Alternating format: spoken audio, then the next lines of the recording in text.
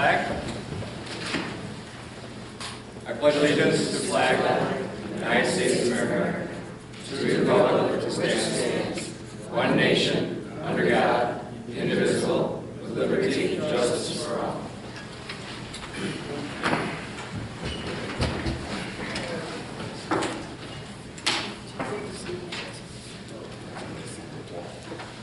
Okay, now roll call.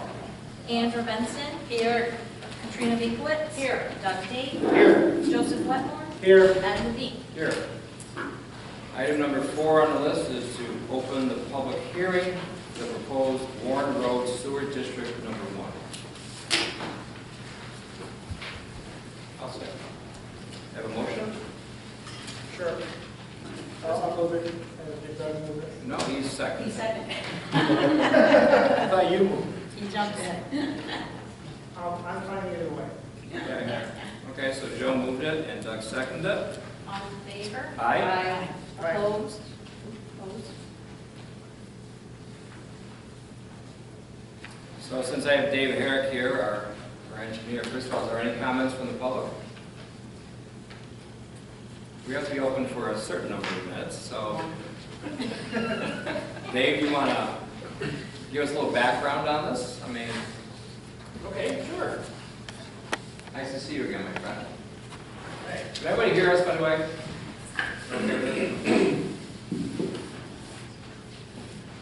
Okay, well, as I presented probably a month ago at the last board meeting, proposal is to include 4 parcels of land and an extension of the Warren Road Sewer District boundary, precipitated by the interests in New York State DOT establishing a facility on Warren Road. The town did have prior input from some of the neighboring properties and also did some outreach to confirm that some private lands in addition to the DOT facility that was being conveyed to DOT by the county, that they'd be interested in being included in the district. So it's relatively a small extension. There are no public expenditure of funds for the establishment of the new extension. DOT will be putting in some infrastructure that will get the sewer service from the east side of the Warren Road over to the west side where the facility will be located. That's the only infrastructure that's going to be installed, and that'll be a part of that DOT facility expense. So that's really the tour. I'm certainly happy to answer any questions that you might have, or if the public has any questions. How many private property owners? There's 4. Cornell University has a small sliver that's being added in, which is, again, a remnant of a larger parcel that Cornell had before the Warren Road corridor was reconstructed. The property at the corner of Hillcrest and Warren, that's the Kennedy residence, and then the existing airport storage facility with the cold storage warehouses being added. I counted 3 here. The DOT facility. Thank you.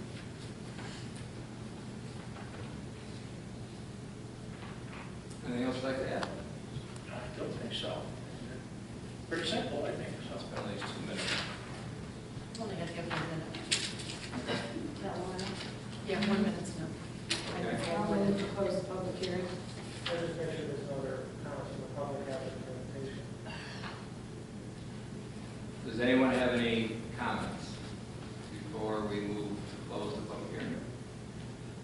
Just one more quick question. Sure. How many units will DOT use? Sewer units? I think it's the 9. My memory serves me right. Maybe I'm wrong. Maybe it's the whole district.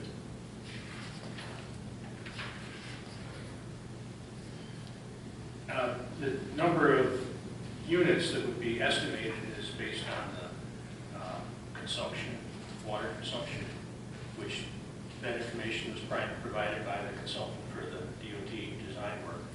And right now they're in for 6 units. 66. Okay. So the whole thing will be 10 units? And then you were pretty close. It was 6 7, 8, about 8.5 units. Where's the rest? And with the other three, you're talking 10 units? No, it's a total of 8.5 EDUs. Cornell's already paying a quarter of a unit for their vacant land on Warren Road. And again, this little sliver that was left over is part of that parent parcel. So it's actually, in terms of how many units are added into the district, it's 8.25. Cornell's already paying a quarter of the parent property that's on the other side of the road. What may be somewhat confusing is that one of the parcels is actually divided by Hillcrest. I believe, right, we have one, you have Kenny Smith property. Yeah, the Kenny Smith property is split by Hillcrest Road, right? Yeah. But much in the same way, in the same vein as what I just described for the Cornell piece, their property is being treated the same way. So even though there's a road down the middle of it, it's still considered one unit, not multiple. Okay. Are any of the others planning on hooking up at the moment? I haven't heard, no Okay. idea. Certainly can, but and don't know if there's interest yet. Good. Or they can after tonight, I should say. They're coming through the building department if they want to hook up. Or the highway. For the application to hook up the sewer, I think it goes to Cricket, right? Highway. Yeah. Cricket's in charge of that. He's the sewer unit delegate. Is that official title now? We gotta add that I to got a the self-term fundamental. Yeah. Okay. Any other comments or questions from the public or the board? Now, can I entertain a motion to close the public hearing? So moved. Is there a second? Sure. Okay, Joe buzzed in second. All in favor? Aye. Opposed? Okay, so now we move on to agenda number 5, resolution approving public interest order information and establishment of Warren Road Sewer District Extension, number 1. I'll move that. I'll second it. Any further discussion? Amber Benson? Yes. Katrina Binkowitz? Yes. Doug Tate? Yes. Joseph Wetmore? Yes. Ed Levine? Yes. Move on to our second public hearing. This is the public hearing of 2019. David, you want to come back up, I guess? 2019 annual stormwater report. Someone like to make a motion to open the public hearing? I will. Second. Okay, so Joe will make the motion. I'm going to second. All in favor? Aye. Opposed? Please do. Okay, so Jeff, you're up. Are there any comments, questions, or concerns?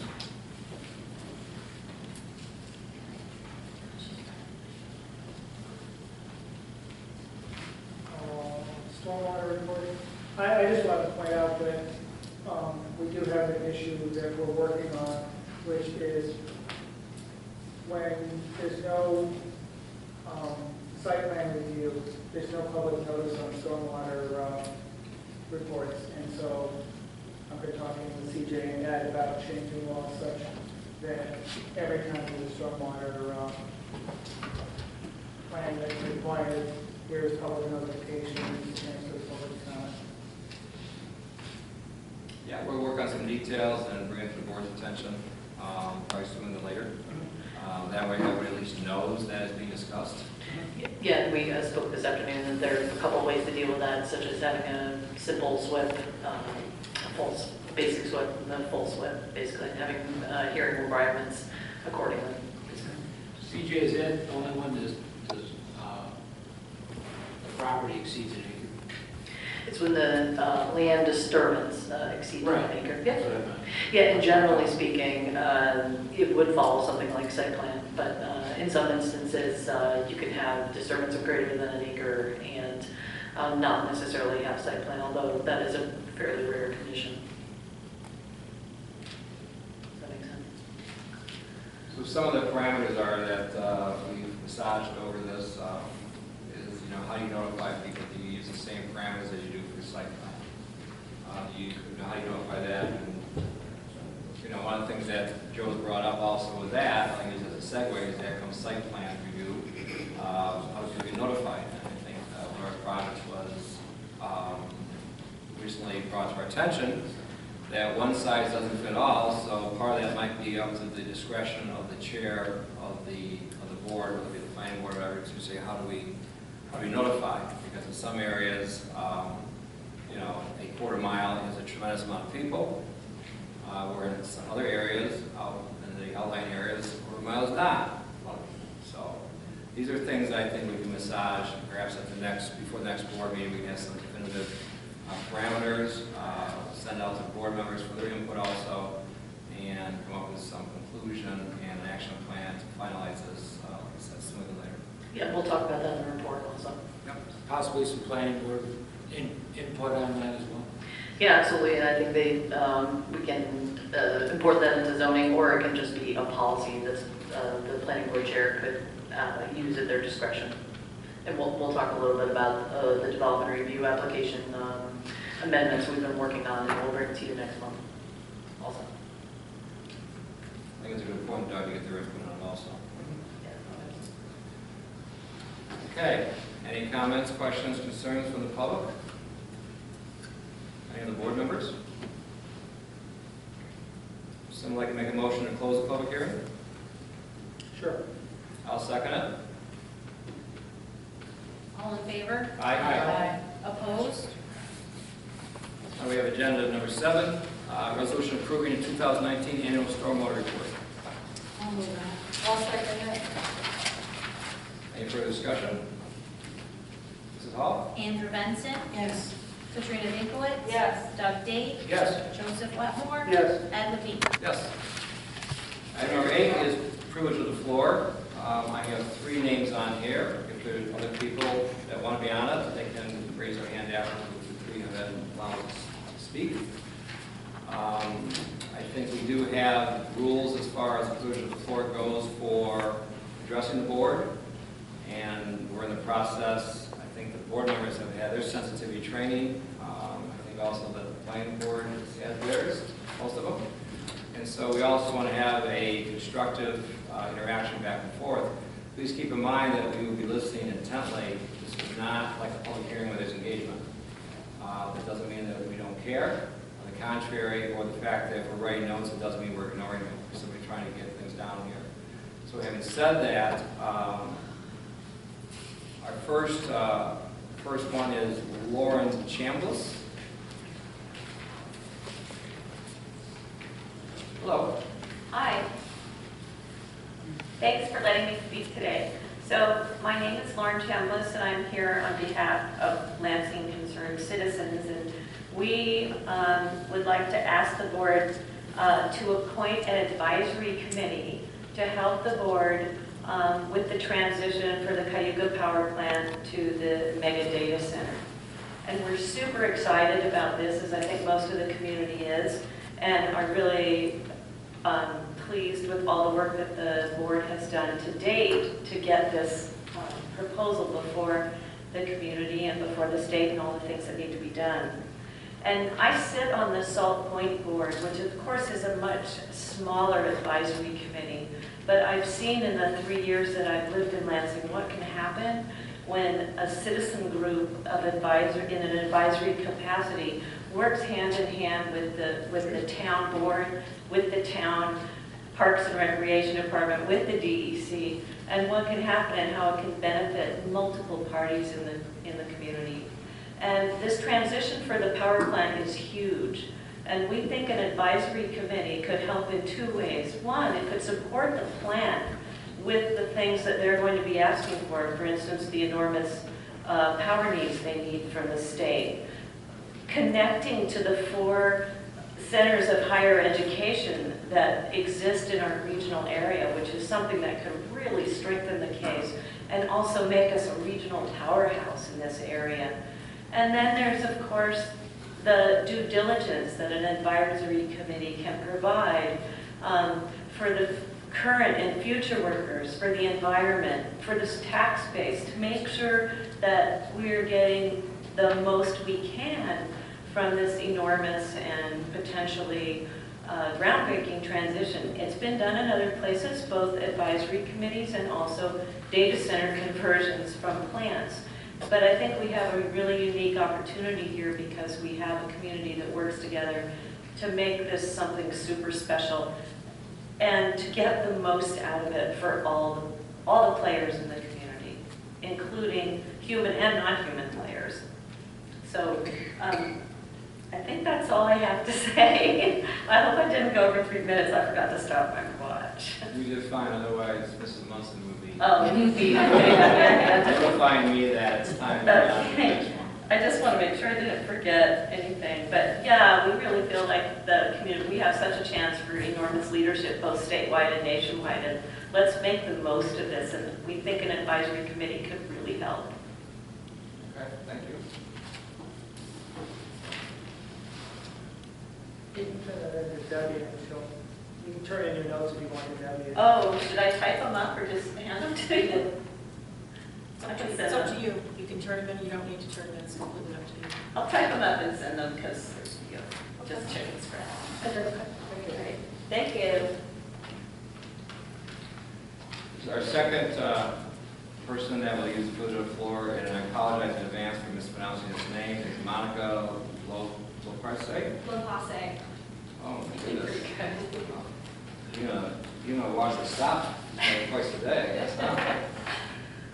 Hi, thanks for listening to the board. It's my first time speaking in front of the board, so I'm a bit nervous. I wanted to come and talk tonight. I'm a part of the Conservation Advisory Council, which is a group of neighbors that have gotten together to let them be aware of the fact that the Cornell orchards are being sold.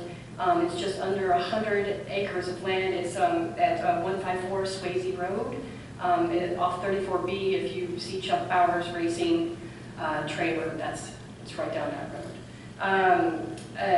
It's an amazing site. It is both Cornell orchards, and it's also forest lands, and it's rivers or streams rather, and what's the word for the gorgeous. Gorgeous. I've lived here for about 4.5 years, and I can speak personally to how this would affect, I guess, me and my family, and I think the neighborhood. And then my neighbor, Carrie Galore, is also going to talk about some of the details with this. There's such a rich ecosystem that is in the forested area that's there. The part that's not cleared, our local expert birder, Donna Scott, who could be here tonight, she's recorded endangered warblers there, all kinds of different birds. There's a lot of bee research that's going on within the woods that it butts up right to our house. We live on Bill George Road, which is a dead-end road. It's very family-oriented, it's very quiet. We moved out of Ithaca into Lansing to let our kids enjoy, this bucolic area. And so what we'd like to see is that this land be used, and if Cornell's going to, they are going to sell it, but this land be used for something other than, maybe housing, to continue to build up and overlook the lake, massive developments and that kind of thing. As a person who lives right there in these woods are our backyard. It's where my children play and where me and my husband had hoped to raise them in this kind of environment. We would really dislike to see it be developed into like a McMansion sort of situation when it could be used as something like a green space or a parks land, since for several miles wide, Lansing doesn't really have an open parks land like that. So just like to see this land be sold and maybe used for something that is more environmentally friendly, more community friendly. I think that's all I wanted to say. Okay, thank you. Thank you. Go.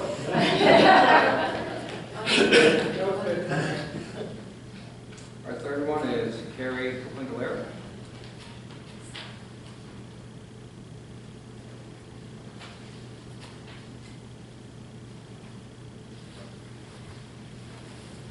Hi, I'm Carrie Kaplinka later, and I Road. My husband and I have owned that property for 11 years.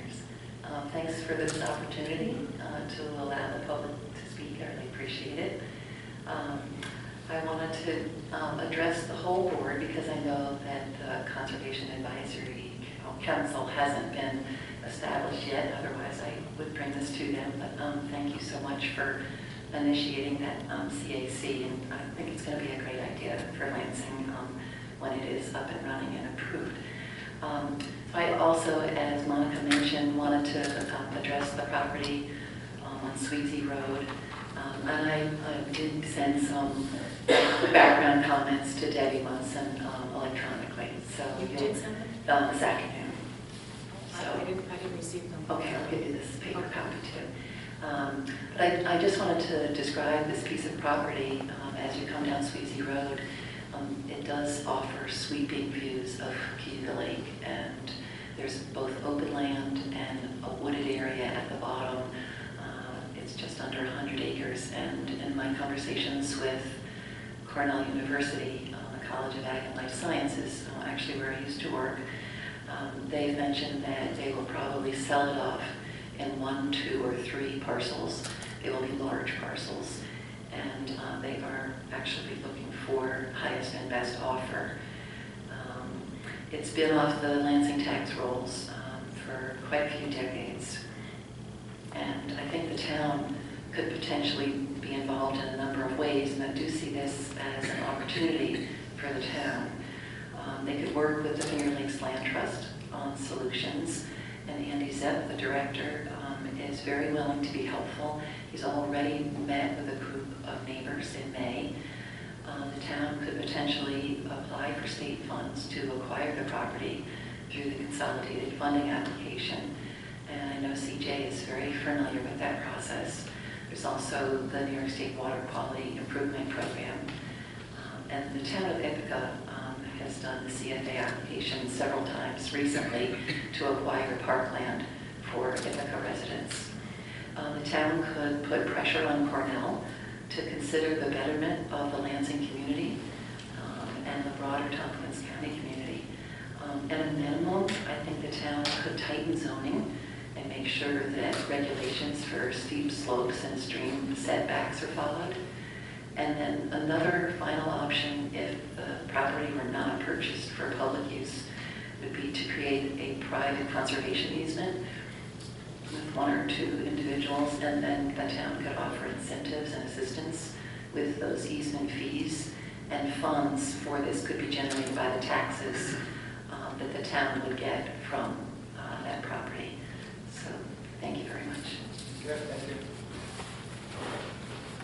Is there anyone else? Those are the 3 that signed up. Is there anyone else that would like to take advantage of the floor? Oh, sorry, didn't see you.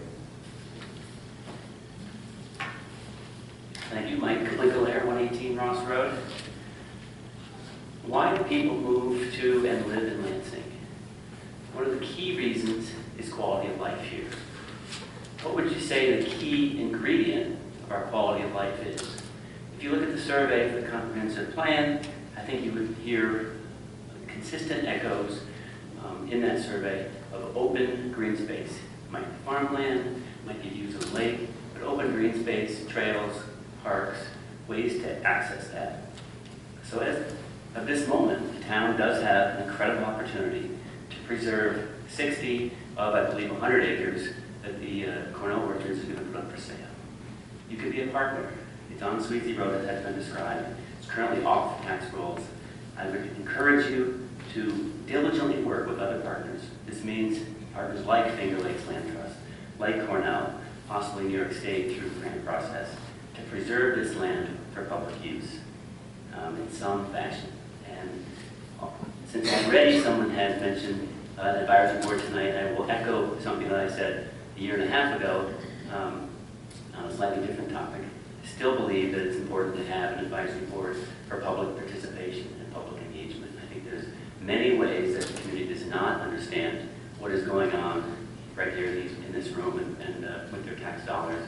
I think a public advisory board, citizen advisory board for engagement would be a phenomenal way to get advice from the community to improve our communication about what actually is going on. Thank you very much. Okay, thank you. Anyone else? Okay, now we'll move on.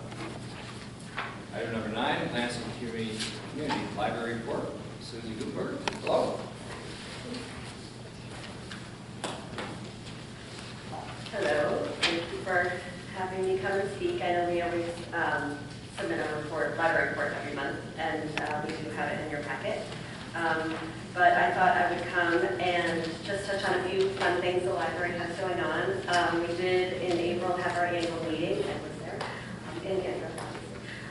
And we have some statistics from that report, which we have in your report, but a couple of highlights is that we have over 2,500 Lansing residents actively use their library card.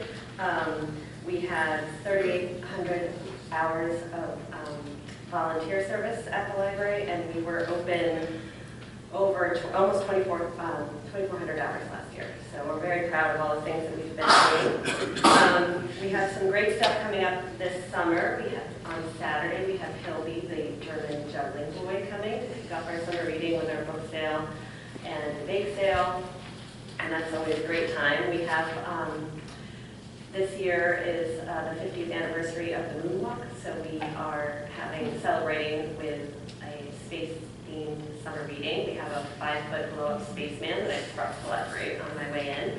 And we have lots of different things coming on for families. We have a Spanish program where kids can come and learn Spanish twice a week. We have a comic strip class that they can come and take. We have our story time, gaming things.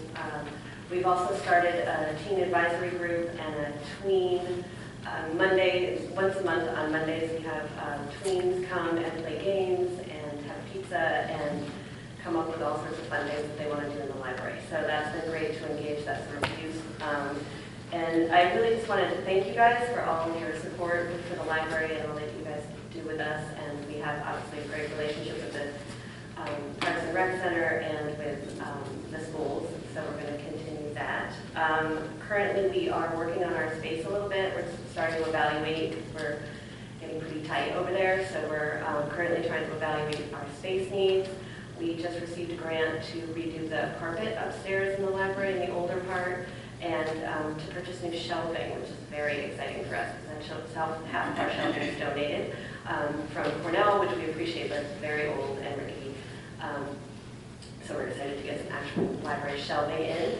And in the fall, we have some wonderful programs coming up. And we'll be doing a tween book club and some teen gaming nights. So we're just trying to engage the older youth as much as we can. And I think that's pretty much what I had for going forward. Does anybody have any questions? Any questions from the board? I just like to say that we appreciate you very much. You've done an exceptional job. You're a librarian for so many years. 11 years. 11 years. Yeah, it's very To see the library grow from just a little reading room to a full library. We were open 20 hours a week and I was the only employee, and now we're open 48 hours a week, and we have 6 employees, 6 youth workers, 40 volunteers a week. We are really proud of all the stuff that we've done with the help of the town, of course, coming to be able to grow our library. Yeah, it's been a wonderful asset for the town. Just wonderful. And I want to shout out to the books on tape section, which is stupendous. If you're doing long summer trips, there's an excellent CDs. I just received a grant from the Friends of TCPL to order a whole bunch of new ones, because I like to get them in right before summer, so I was just cataloging them today, so we have a bit more in there. And we take suggestions. I'm the only one that orders books, really, so you can always email me if there's something you're interested in reading. We try to take suggestions. But yeah, so we'll keep sending our reports and keep working, and we're very excited. I am going to scoot because I'm going to see my daughter's last softball game. Okay, I have just a quick question here. It's more of a common question, is that if people want to volunteer, as residents of Lansing, you don't need to form a board for anything if you want to be an active participant. We have selfless servants all over the place. And I noticed that some of the ladies were out there working today.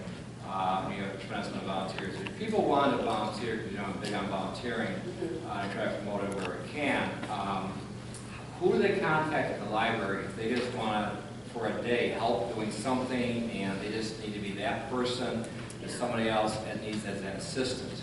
We absolutely welcome all volunteers and for all sorts of things. And we generally, what happens is people stop in the library or they'll call and they'll talk. I'll usually call them, I will talk to them and see what they're interested in, and then we have committees. And so, for instance, today we had the gardening committee that was out mulching and weeding, and the Girl Scouts are always interested to help them, so I can just try to facilitate connecting the right volunteers with the right people. We have people can help with our book sales, they can help check book people out on a daily basis at the circulation desk, or help just even make things for our bake sales, or sort books, or help out with our kids programming. We have lots of different things that people can do. So you would be the contact? Yeah, they generally come into the library or email. We have an online form on the website that people can fill out and let us know what their interests are, and then I can get them to the right people.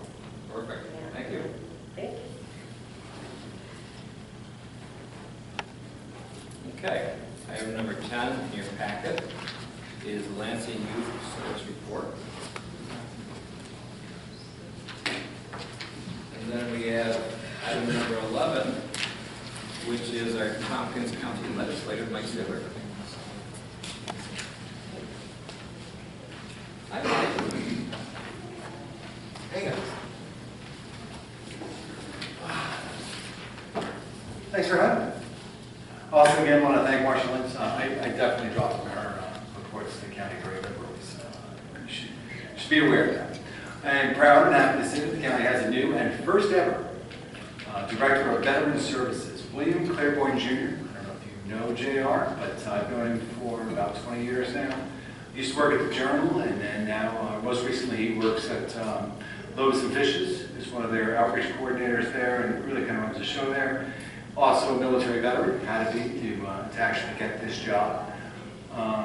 He's also married to Ms. Claiborne, who is also a county legislator. Some people may look at that and go, well, we're hiring on somebody who's a county legislator's husband. Isn't that nice? But in this case, overly qualified for the job. I mean, obviously has deep roots in the community, has all the checks all the boxes basically on this. And I will say that he was up against tough competition. I mean, one of the people I knew who was running has run a military base in Japan. Overly qualified too in services. So certainly has earned this position, I believe, and is a great addition to our staff. This is again a brand new position, and I'm bringing this up primarily, and I'm bringing it up first because I know we are trying to fill those apartments across the way here with first dibs as veterans. JR can help us do that. He certainly will reach out to veterans. Hey, everybody wants to live in Lansing, right? JR can help us do that with the veterans, and I think that would be a nice pairing for us. So certainly somebody we should be reaching out to in the future for that. We also awarded the bid for the new General Aviation Customs Facility at the Ithaca-Tompkins Regional Airport.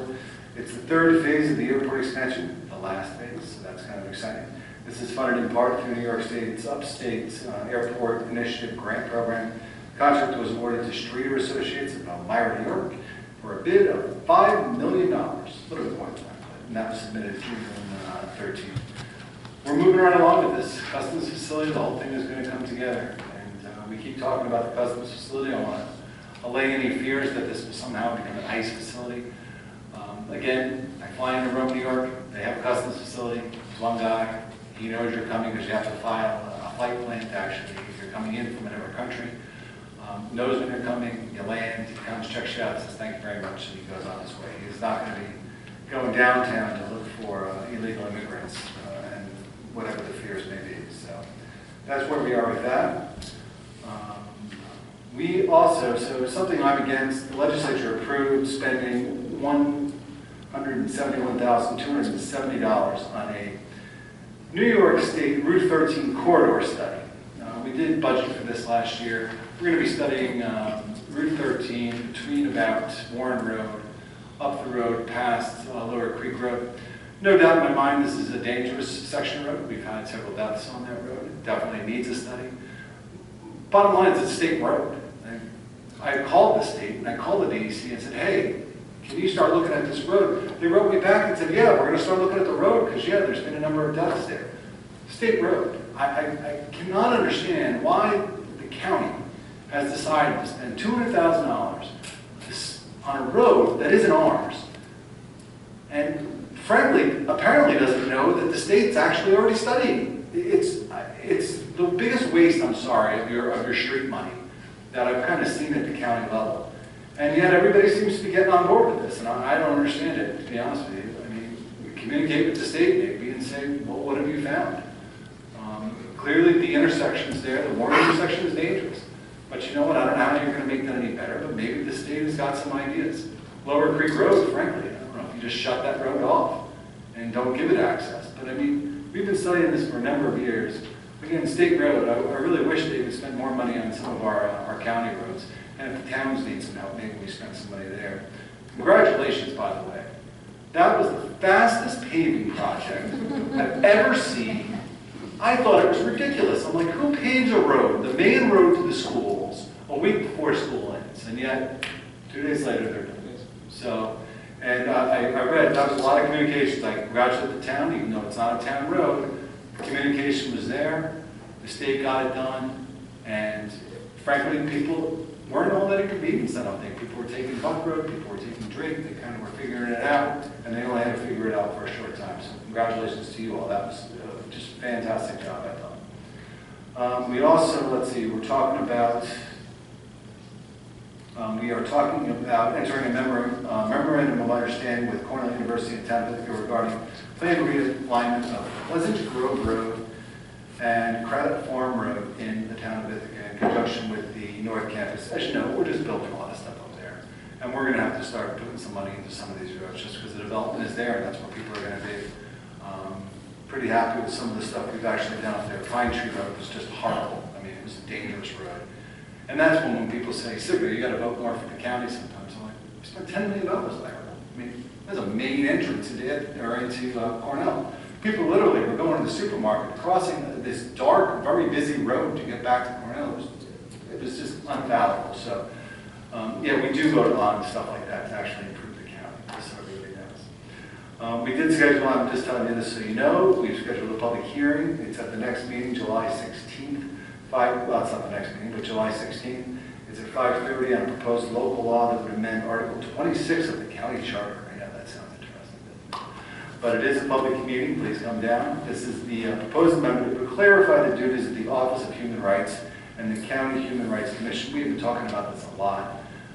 There are going to be some changes to the commission. There's going to be some changes to the division. And clearly, we want people to weigh in on it because we've had a lot of issues with this department over the last 5 years. And we want to make it better. We want this department to work. Something else I disagree with. The legislature has approved updates to several county administrative policies. Now, this includes the new policy of flying flags at the county. So, right outside, you've got a flag, the American flag, the gay pride flag flies right beneath that. Our county policy is deciding we're doing that. But, you know, other flags do, the presidential flag, the vice presidential flag, some other flags. The reason I'm against this and the reason that I didn't vote for this is the Iroquois Confederacy flag. It's also known as the flag of the Six Nations. It's purple. It's got white inside. The people of that nation consider themselves a nation. I consider them a nation. Granted, they backed the wrong horse in the Revolutionary War. They wanted the British. Why they're called, you know, what they are called. However, once we have settled and we've made peace with other nations, we do not fly them underneath our own flag. We need a whole other staff or mass. There's a whole flag protocol. I brought these protocols up to the county legislature and they thumbed their nose at me and said, we're going this way. I said, well, good luck with that. Because I wouldn't fly a French flag underneath the American flag. I wouldn't fly a German flag or any other flag of a nation underneath our own flag. They're really, I know people may say, you know, that's you're cutting hairs or you're parsing words. No, there's a whole book on it. You can look it up on the internet. There's a lot. So, Mike, on this note, I'd actually talked to members of the Shawnee leadership, and they're 100% with you. They want their flag on a separate pole, in equal stance with the U.S. flag, just like you do with any other nation. So you're absolutely right on this one. Well, thank you. Look at that. So anyway, and the Keegan Nation is one of my clients, so I know how they do billboards with me. So I know where their positions are and certain things. So thank you for that. I appreciate that. Why don't you have a representative come to a meeting? You know, right? Yeah. But they have. I One of think- them come. I mean, one of the nation people comes to the Methodist Church, and I could ask them to come down. They have before for other things. So Because that might enlighten the other, I don't think I yelled. I don't know if I could have been more clear. Yeah, Not yell. It's very terse. How It about comes that? directly from I American. I'll try to do that. Maybe they can retract that part, but you try to tell folks certain things. I don't know. Anyway, also earlier this month, the Tompkins County Legislature, we approved the resolution urging the New York County Legislature and Governor Cuomo to pass comprehensive climate legislation during the 2019 legislative term. This looks like it's going to happen. I voted against this too. I'm tired of setting goals. We know what to do. just do it already. I mean, I know everybody's, well, we've got to set goals. It's like the city. They're going to set this Green New Deal. They're going to set, we're going to study this for 2 more years. And I'm like, really? You've got to study this for 2 more years. Just stop burning fossil fuels. The less fossil fuels you burn, the less carbon goes in the atmosphere.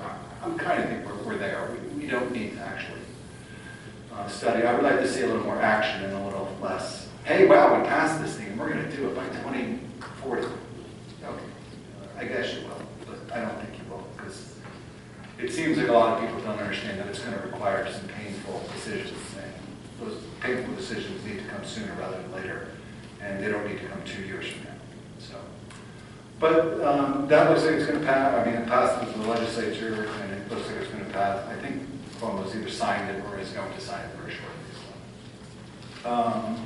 Lastly, Ed, Don Hartel, and myself, we went on a field trip up to Albany. We had lunch. It was great. But we also met with the PSC, the Public Service Commission. We met with NYSEG. So a bunch of people in the room. Again, I was the funny one. I'd like to just reiterate that. Don was the smart one, and Ed was the good looking one. I just carry coffee. That's what it was. I thought it was productive. I mean, I went up there. People, Martha and Deborah were asking me, why are you guys going up here? And I said, my goal is simple, frankly. I would like to know if the PSC is going to allow any more pipelines in New York State. Very simple question. If you're not, if you are, then okay, why are we doing all this? If we're not, then how do we get energy equity for Lansing, right? Lansing is at an economic disadvantage to every other community in our county, and frankly, almost in the state, except now for Westchester, right? So, how do we get energy equity? I mean, if you're not going to give us natural gas, then is there a way for you to give us, I don't know, cheaper electricity? I don't mind everything going electric if I'm paying half of what everybody else is paying, or a third of what everybody else is paying for electricity. Because otherwise, Lansing is going to be a bedroom community, right? It's going to be a community where you have a lot of multi-unit apartments, like you're seeing up on Warren Road, because they can do heat pumps. It prices out right when you want to do heat pumps. If you have multi-unit, 4 units or above, you can actually say, okay, over this horizon, we're going to be paid off in 15 years. Okay, that's great. Single-family homes, it doesn't price out. You really have to be committed and saying, we want heat pumps in my single-family home, otherwise you're going propane. And that doesn't help anybody, right? I mean, that's not really what we want. According to what these folks are saying, that's not what you want. You can, Borg Warner, for example, they're on the forefront of doing batteries, right? They are on the forefront of doing electric cars. Everybody I talk to, that's what they could be the future of the car industry. They're not going to be able to do it if they don't have the power to do it. And if it's not going to be natural gas, okay, New York State, what are you going to do for Lansing in the way of electricity? I mean, if that's the route you're going to go.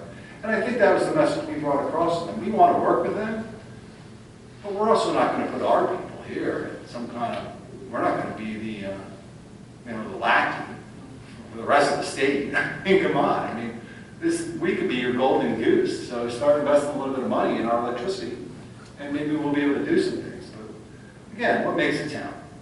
What makes a town? Residents, businesses. You need places for people to work. And then you also need places that you want to go to, like a restaurant. We're not going to open another restaurant in Lansing if we don't have natural gas or cheaper electricity. You're not going to open another business here. Maycom, they went away, that was 100 jobs, 200 jobs. You know, we need jobs for people to work at so that, hey, wow, I can live here and I can walk to my job. I mean, isn't that the goal? Is a node of development? How do you get a node if you don't have the energy to do it? And that was our message, I think, to them. I think Ed will probably speak on this too. I'm sure he will. And I thought it was a good meeting. And that actually ends my report. So thank you very much again, Frank. So, do the board have any questions for I've heard a lot of people complaining about the customs facility, and I was just wondering what kind of reassurances you can say the county's done in negotiating with the federal government to say it's going to be limited to this and it's not going to get expanded, because I've been hearing the same thing you do, and I understand what you're saying, but what can you tell people the county's done to assure that that's the way it's going to stay? I can tell you it's a memorandum of understanding, right? An MOA, just like you do with all these other things. And if they were to do something outside of what the county, so we're a sanctuary city, I don't agree with it, but we are. But if, say, they were to use that as an ICE launching base, we could say 90 days, you're done. We could pull the plug on it. I mean, that's our understanding with the federal government when it comes to customs. So the customs is not the same as ICE, it's not the same as Border Patrol. I mean, they're separate entities. I mean, they're not one and the same. So, yeah, I mean, you happen to live in a county that has already thought that out. So it's kind of like now we're reaffirming what we've already affirmed. So, yeah, and to be honest, I hear a lot of the people come complain, and they're not really just complaining about that, it's a host of different things. Like, I mean, they're talking about climate change and airplanes. Like, well, yeah, I mean, it's not that you don't have a valid argument, it's just otherwise this town doesn't really have any way to get to the, you don't have a global Cornell, you don't have, we're not building a new highway into Tompkins County, so you're pretty isolated here. The only thing that makes us not isolated is the airport. Improved air service seems to be a good way for us to go. That answer? It's a question of whether it answers that people are really... We'll work. We'll try. Yeah, we will try. any other questions for Michael? I have a couple comments, actually. I do have applications here about the veteran. I do have applications here for Milton Meadows. They now have applications now. If you want to take a couple of these and have them scan them, and if you could put it on Facebook with that, I'll be happy to share it on Facebook because all my posts are public anyways. I don't have any secret little groups. I post everything out there. Well, we can get it up to Jace, he's up at Cornell. Well, all that, I mean, we had talked about putting them out here, but then we draw the line where, okay, if we do it for one, you have to do it for everybody, then all of a sudden we have to do it for Bill Solars, and everybody else, we have applications here. So this is why if you could do that and have it put online for the county, and at least work through the veterans, that would be fine as far as that goes. A couple things that come to mind, I think, is as the airport goes, being on the Air Force Service Board, we deal with security, but also in case there's a man-made or natural disaster. How do you secure the facility? And I'm leading up to moving the Sheriff's Department downtown. And that whole thing is that, you're going to have the county up here, you're going to have basically an area where planes can come in. Who secures the facility if everybody is downtown? And by the way, if something happens up here, what's the time it's going to take for them to go from downtown up to, let's say, Town Line Road or something like that? An extra 10 minutes, 15 minutes? Are we going to put a substation up here? I don't know, but these are concerns I have for Lansing residents, because right there, we're even on the edge where we are now, but we're still fairly secure. Let me jump into. So, the one thing I've learned about planning in my multi-years of public service, you don't build for what you have now, you build for what you have 30 years from now, kind of like planting a tree. Kind of like that. Where's the growth in the county? It's here. I mean, it's here, it's along Route 13 corridor, and frankly, Dryden is going to start expanding, I think, because Cortland is expanding. So I mean, that's where your corridor of growth is. Your corridor of growth is not down by Walmart. No, it just isn't. I mean, there are other locations that I think could be downtown, could be in the city, that would have been more appropriate. I mean, I can't relate those to you because those are confidential. I thought there were better locations that weren't picked, in part because I thought they were overly focused on the siting of a jail that I don't think will ever be built. I don't think you'll ever have an appetite in Tompkins County for the building of a new jail. Because any jail right now, let's say the lowest price you're gonna get is about 30 million, it's not gonna go down. So who in Tompkins County is gonna vote for a $40 million brand new jail? I don't think you're gonna ever have a political will to do that. So I kind of take that off the table and say, okay, well, we're not talking about that, where else can you cite it? There are other locations, I think there are. That does take it off the hill. But then again, if you talk to the sheriff, he doesn't want the, he's the guy that you should be talking to. He doesn't want the jail separated from the road patrol. I mean, he doesn't mind it being in a separate building, but still on the same site. And there's a lot of wisdom to that, I think. I mean, sometimes we want to change everything. It's kind of like, there's a reason they did that in the first place. I wonder why they did it in the first place. And if you look at that, I think I personally think we shouldn't move it off the hill. I think everything should be where it is. The jail needs a pretty extensive renovation, which will still cost you multi-million dollars. So people should be prepared for that. I mean, these people are in our custody. We need to treat them. We need to treat them well. Jail is not supposed to be the punishment. Prisons, I guess, the punishment. The jail is a holding facility so that we can try people and then we can get them through the criminal justice system as quickly as possible. And if that requires program space, which it does, we need program space in the jail. So if we could move the road patrol out to a separate building now, I think that's the way. My understanding is that the other representative from Lansing for the county legislature also is in agreement with you. I know, right? It's kumbaya moment here. Right away, everybody. We're gonna be singing. I went to Dave Matthews last night, so I'm feeling love right there. I just want to chip in here because the location they're talking about has got almost no access. If Elmira Road gets closed down because of an accident, it closes them. Like a flood. Yeah, I mean, it's flooding too. It happened last. But there's many locations in Ithaca. We have multiple ways to get in and out of Ithaca, and that's the area where you only have one way, and that seems an odd place to put an emergency service. Listen, if you were going to build a hospital today, would you build it where it is? You wouldn't build it where it is. So having said that, I'm going to give these to you. Yeah. You can do the applications, and you can either scan them, or you can just make copies of it. Veterans. I'll approach the bench, don't worry. Okay, I'll give it to you right now. Okay. You're really going to send me your own work. Thank you. Homework. Appreciate it.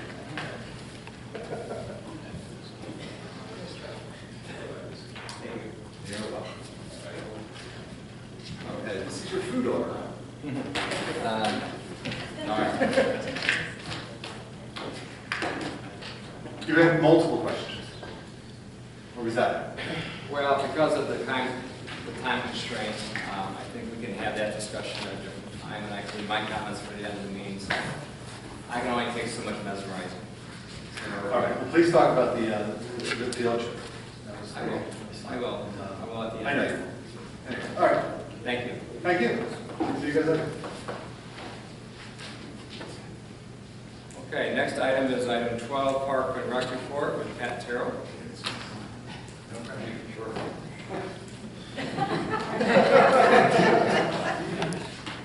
Hi, Pat. Good evening. I'll be quick. Obviously, a big month for Parks and Rec. Got some big donations. Removable fences will be going in on 3 fields shortly. We also got the money for the LED sign to replace the one on the ball field that the ballast has gone up again. Probably less than 2 years this time, so we'll get that swapped out. I have a meeting with Craig Christopher tomorrow to see what we can do on that. Basketball courts, they cleaned those yesterday. They crack filled and sealed them today. Hopefully, the goal is to put the coloring on tomorrow, but the way the weather looks, that's probably not going to happen. Hopefully Friday, if not, we'll go into Saturday and get those done. So, sunshade dedication was at the end of May, went very well. Thank you to Josie McAllister for that.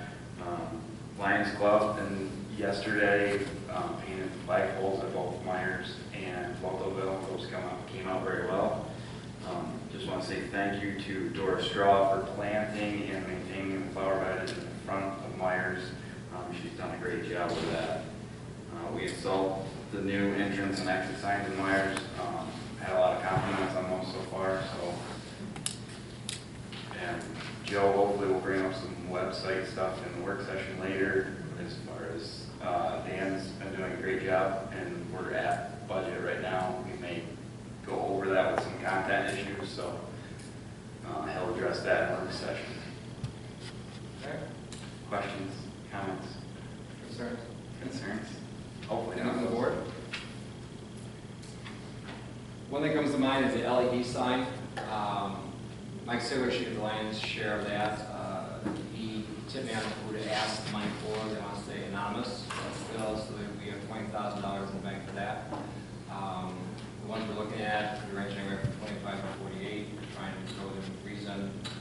We're looking at the one over. I drove by it over in Dryden. But that sign for 48 would be 5 by 10, which is what the frame is out there. The ballast alone to replace that's $1,300 to begin with. The one over in Dryden by the Neptune fire station. The nice thing is this is off the road, be the same footprint that one is, so the salt impact will be less. We may have to fit that. That's what we're going to meet with Craig tomorrow, I guess, to find out what the cost of that is. But I'm hoping that we can do that at a reasonable rate, and that would be $5,000. Yeah, hopefully we can do it for a minimum cost to the taxpayers. I talked to a guy earlier, my understanding is gifts of this magnitude probably ought to be accepted by the board. Is there some kind of motion, resolution to say we accept this gift for these purposes? Just to keep it clean? That's my understanding, correct me if I'm wrong, Kevin. No, sort of very minor gifts like donations that have an obvious purpose, like a baseball bat to the rec league is one thing, but monetary and conditional gifts, there's actually a provision in town law, section 64, that the town should accept them or reject them. It doesn't have to be hyper formal, but if someone's made a gift, you can simply move to accept the gift and apply it towards the purpose intended by the donor. I'd be willing to make that motion. I'll second it. Any further discussion? Pat can give you the specifics on how much is given and what specifics. I didn't do it. So this gift was for $20,000. People want to stay anonymous. Anonymous? What about the $5,000 one? Did you add that in? Does that need a separate motion? No, just accept that. They're both for the sign? No, one was for the One is for $5,000. fences. Okay. One for fences and one for the sign. They're both anonymous. Different people? Yes. Different. Okay. And just authorize Pat to accept and use them for their intended purpose in the Parks and Rec Department on behalf of the town. Yep. I saw moved. I'll second. I think Andrew did. Okay. So are you making two motions or one motion to? One motion for both of them. Yeah. So Joe, you made the motion and Andrew seconded? Yes.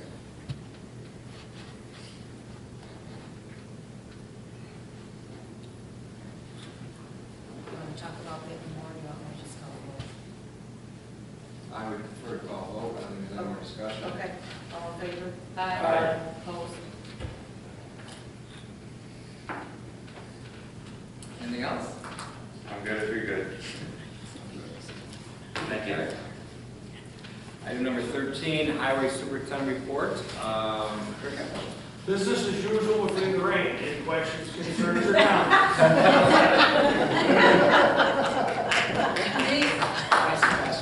The investment on raincoats this year?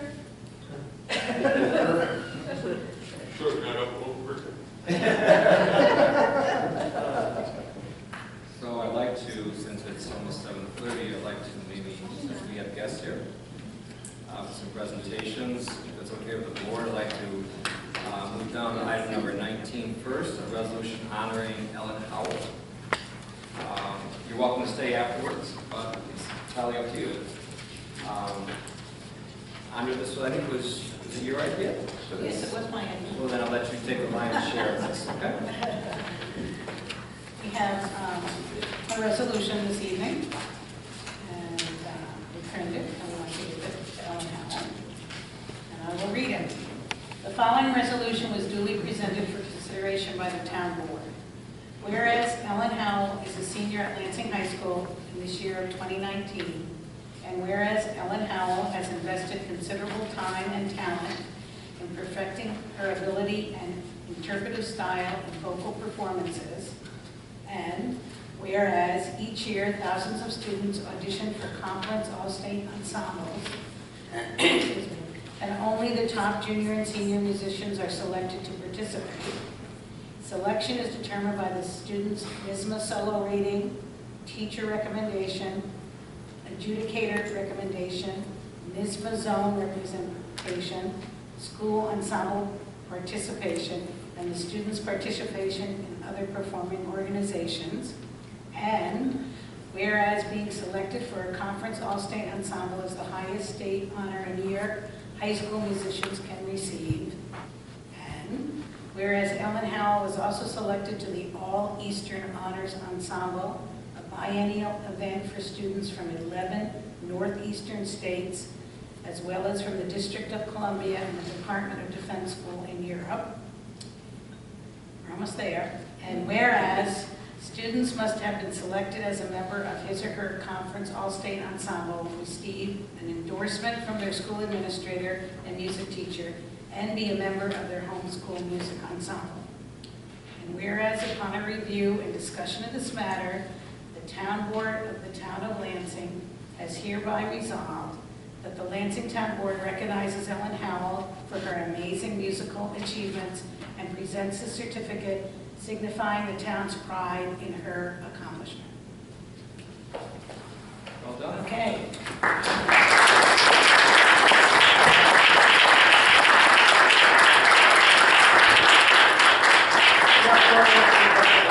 Now we need to make it official first. Okay, so it's a resolution. Oh, no. We do need to have a vote on this. I will move the resolution. Okay, a second. Joe, okay. Andrew Benson. Aye.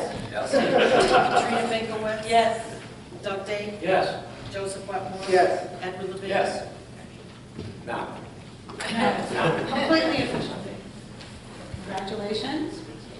You've done a fabulous job. We're This very way. proud. This way.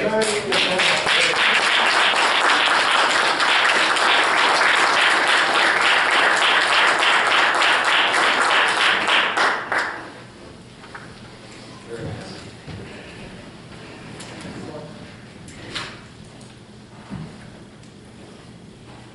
Item number 20. This is the resolution honoring Jeffrey Bowles. I guess when we do the homework here first, shall I, or shall we just read it first? Read it, I'll just talk so. So this is in recognition of Jeffrey Bowlesy. I must admit, I get tired just reading the stuff you do on Facebook. Do you really do all those crunches at the same time? Unbelievable. You exemplify what I would hope that other people do, which is try to maximize their God-given talent. And reading over your history, written by Jeff Wright, it is absolutely inspiring. So having said that, proclamation and honorum, naming, am I close with that? Honorum. Naming baseball field in honor of Jeffrey Bowles. The following resolution and proclamation was duly presented to and unanimously adopted and approved by the town board of the town of Lansing this 19th day of June 2019 on behalf of all citizens past and present of the town of Lansing. Whereas Jeffrey Bowles is a 2003 inductee into the Lansing Sports Hall of Fame and is an alumnus of Lansing High School, has been a sports coach and assistant for years in the town of Lansing, including school and community programs, including Lansing modified football, modified basketball, modified baseball, JV football, JV basketball, varsity football, varsity basketball, small fry football, the American Legion Summer League, Little League Baseball, and even being an honorary coach to the Syracuse University Orange basketball team for Coach Boeheim. And this list is only a partial list of of the coaching support and community service provided by Jeffrey Bowles. And whereas, despite this lifelong achievements, they take a back seat to the personality and character always exhibited by Jeffrey Bowles, from being reliable, dependable, positive, and inspirational to individuals and teams he touched, duly embodying the competitive spirit, good sportsmanship, and fairness that are necessary hallmarks of school and community sports, such that even Coach Heck, Coach Newberg, and Coach Dean considered Jeffrey Bowles to be the most well-liked and respected assistant coach in the history of the Lansing Central School District. And whereas, as a lifelong contributor of significant importance to the town of Lansing, Jeffrey Bowles is a person who made a difference and single-handedly improved our community. While this community gesture to provide and honor him cannot repay the selfless and countless hours Jeffrey Bowles devoted to the betterment of our community, including as a true leader thereof, nonetheless, be it forever hereafter known that the baseball field, now known as Field A, on the Town Hall campus, be and hereby renamed the Jeffrey Bowles Field. Well done.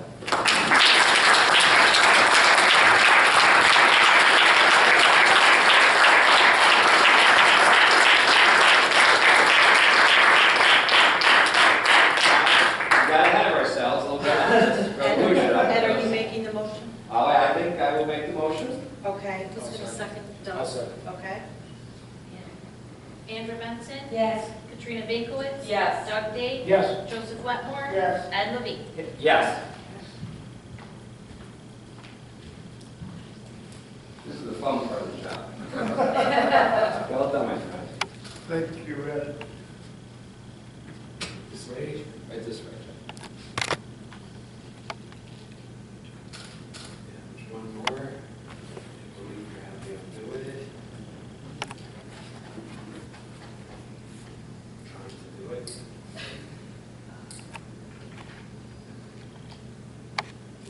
Good.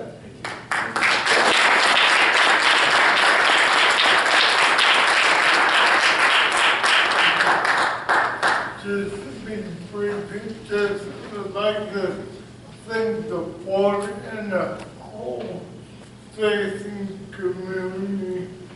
Thank you. You're welcome.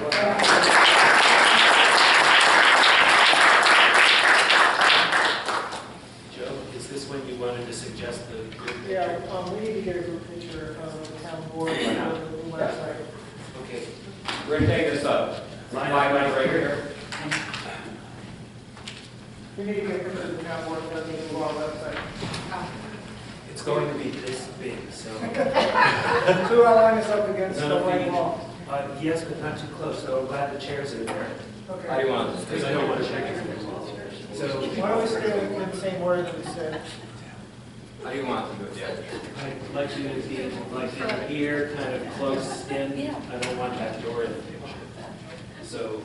you can- Why don't we put the, why don't you come over here? We go. This is the form between two rows. I still need you to come in some more, because I really want the door to not be in there. So, come on, guys. Always hit me. I still have the door, so There you go. Push him against the wall. There you go. Here we go. All right, ready? This camera sucks, so. Okay, that's one. Now, look at the camera, make believe it's something good to eat. And one more. And waiting. Camera doesn't even say it. Thank you. Good. Thank you.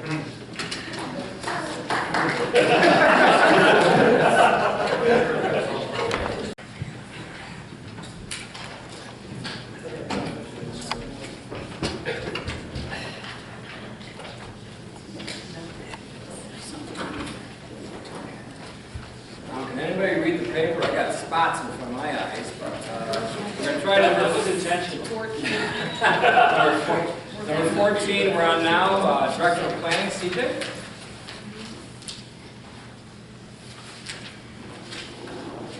Good evening. Okay, I'll try to keep this brief also, and also not speak at many words per minute, but just to step back a second and speak again about the review and classification of our development applications. This is not, I understand, that riveting a topic, but we're going back through our development applications and reviewing some of our systems we have in place, and perhaps some of you may have noticed that on the website you can now get to the links on Laserbeach. So I want to give a big thumbs up to our clerks and the county clerks who have helped us reconfigure that. Oh, and I should also mention Dan for helping update the website, and Joe as well. So essentially we're trying to get all of our development review applications updated and in accordance with the 2019 fee schedule, and make recommendations going forward on things that can be changed, such as the notifications that Joe had mentioned earlier. And so we're looking at all these pretty holistically. And also to catch you up on data and GIS services, we've been getting a lot of data layers to be able to start essentially compiling our a robust GIS system as we possibly can, because we do have an incoming, or I assume we will, some members being appointed to the Conservation Advisory Council, which I can speak to just a bit more. Their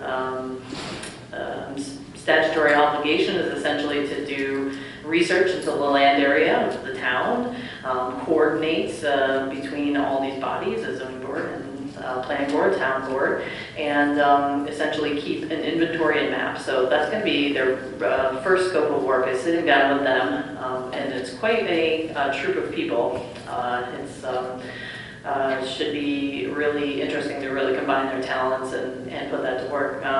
But nevertheless, so we'll have an inventory and map of all the natural areas, resources in the town. That's known as the Natural Resources Inventory. And that can help inform board decisions, but also beyond that, help in acquiring property for recreational purposes or conservation purposes. And so they'll be set to work with a scope of work to be able to start carrying that out. We had a training, we had the training session from the Community Dispute Resolution Center, which I thought was kind of fun, actually. And we have another one coming up on June 25th, and then again on sometime in July 19th, or July 16th. And so Francie will come back and do a couple more sessions with the boards, the zoning board and the planning board, and many other stragglers. We have received back comments from just about everyone who I sent the draft solar and wind local law to. I know that was a priority. And so we've got comments back from a lot of people, and you were recently copied on the communication from an energy company who submitted comments. So we're soliciting comments far and wide. We intend to have a public information session at the end of July. So you'll be receiving my intention is Wednesday, July 3rd, is to get you the full draft, as well as kind of a bullet list of annotated comments, essentially, that you can kind of try to get that in a more digestible package. In front of you tonight is also the resolution supporting the Blue Way Trail sign installation. So a big shout out to Pat for helping me go out to Myers Park and actually select locations for this. That was a really fun outing, actually. It's a beautiful place, so that was nice.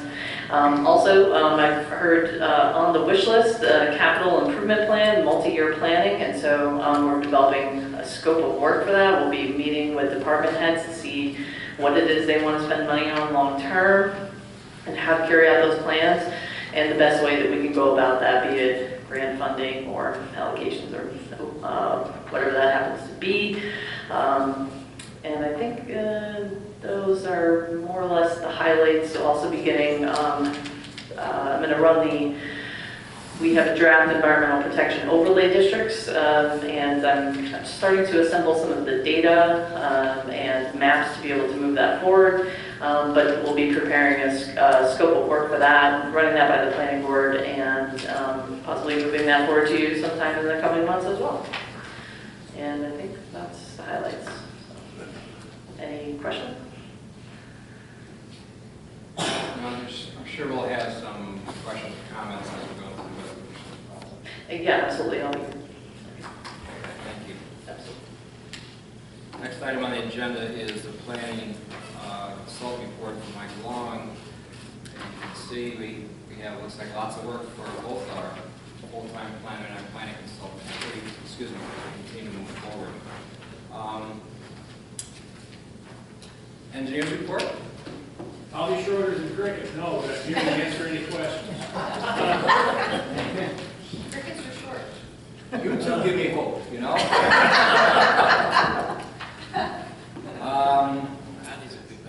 Oh yeah, Scotty actually said no meeting, no report. Okay. Do we have anything for the floodplain discussion? That's the next one on here. I think that's getting worked on the environmental overlays that CJ said she's working on. Okay. We'll move on then to item number 21, which is a town clerk's presentation of New York State Comptroller's permission to establish Consolidated Water District Extension number 3, CWD X3. Okay, so as the town clerk, I want to let you know that I have received the order from New York State Comptroller giving the town of Lansing permission to establish Consolidated Water District Extension number 3. The order was filed in my office on June 17, 2019. And per town law, section 209-F4, I am officially presenting this to the town board. Okay, thank you. That moves us to item number 22, which is the resolution and final order approving Consolidated Water District Extension number 3, which is Buck, Conlin, Wilson Roads. I'll move that resolution. I'll second it. Any further discussion? You don't want to read the letter? I wore myself out with the other one right there. If you want to take one for the team, we'll all go over to Brussels for an hour and you can just keep going.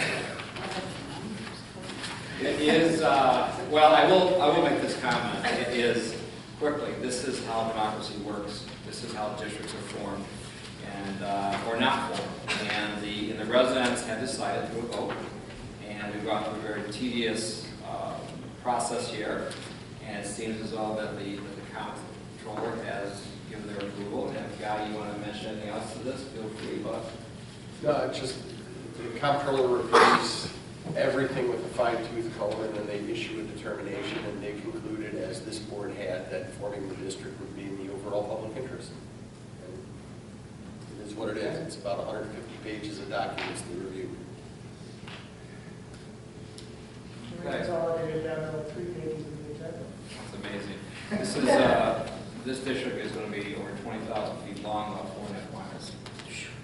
And at the end of the day, though, you see some people just, you hear their stories, and it just breaks your heart how they just don't have water. And so having said that, if there's no other comments, Ms. Hall? Andrew Benson. Yes.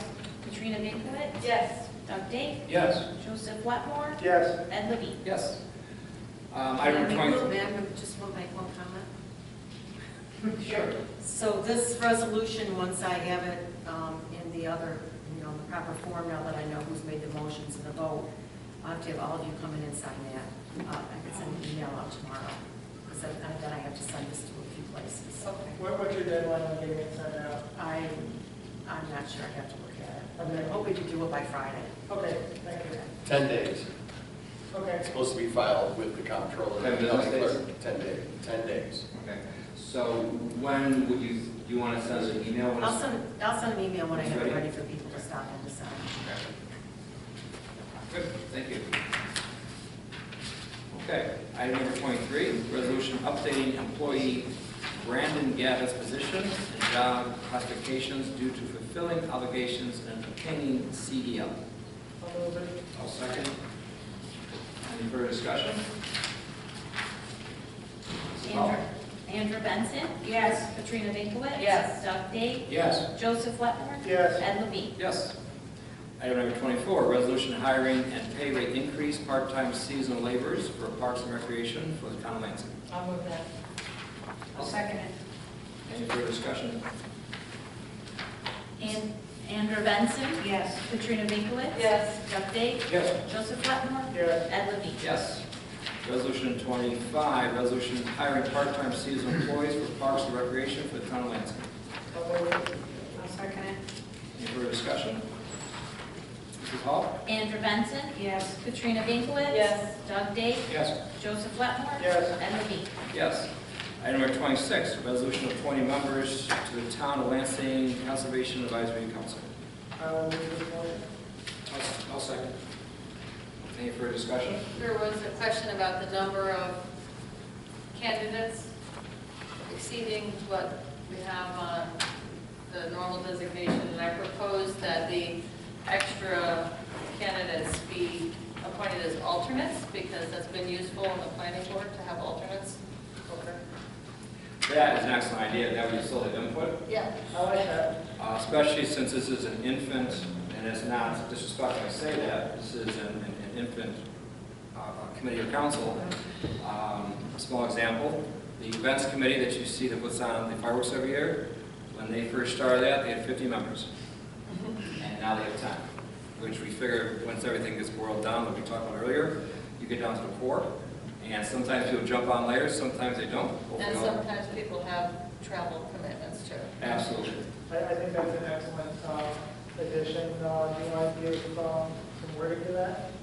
And into this, Well, I need to know if people are listed except for the last one, which I can add that one, but which ones are going to be the main members and which ones are going to be the alternates? my understanding is John would be the alternate. Just Well, I mean, that's too many people. Wait, you mean two is the alternate? No, according to the original resolution, 1949. Said 5 to 7? Right, but that said that it includes one or two members of the 7 to town board or planning board. 7 to Well, I 9, think right? for the planning board. No, it's 5 to 7. 5 to 7. 5 to 7. It has a number of the planning board, town hall. Okay, but I'm saying out of the 7 total, so Tom Butler, right, so then you have 6 people. Would the liaisons just be liaisons and not actual? I think it said a town board member or a planning board member, right? It did. So we have a planning board member, and then we have a. Isn't Tom, as an alternate on the planning board, is He's he an still alternate. eligible for that? The planning board approved it. I'm just asking. Yeah. The Yeah, planning board that's is a good actually going to take a representative. Okay, as long as the alternate, that's fine. I just wanted to make sure it wasn't full, or that was what.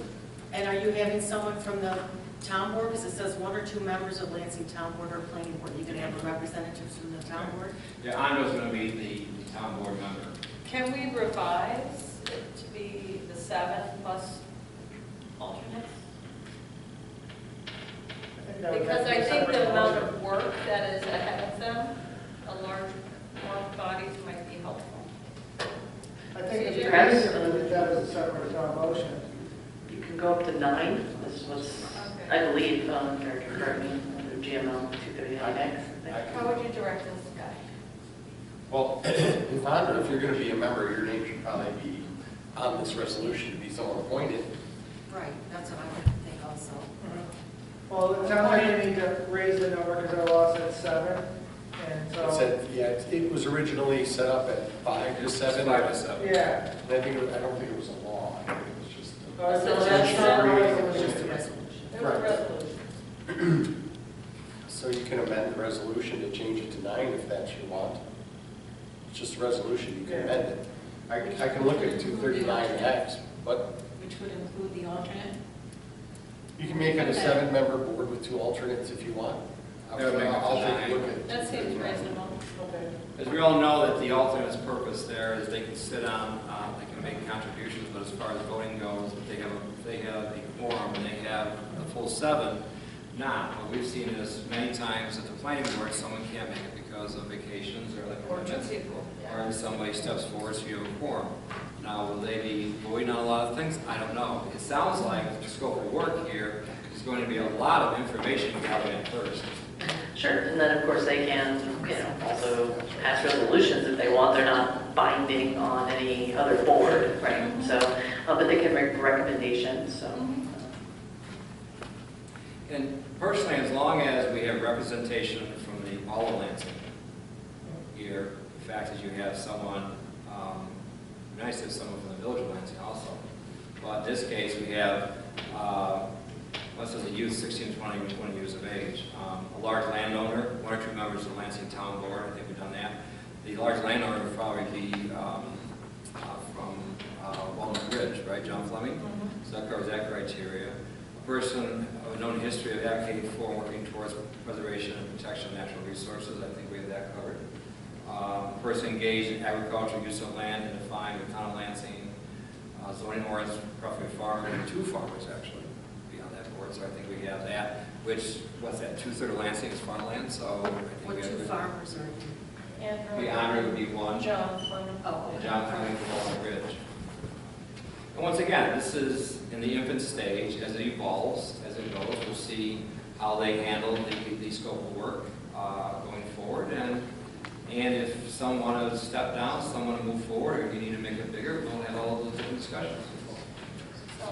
So for now, so that you don't get overwhelmed, and I don't blame you, you want some clarity here. Well, Can we add a I think you need resolve? some clarity to know for what people are voting on also. Okay, so can we add a resolve that increases the size of the board from 5 to 7 to,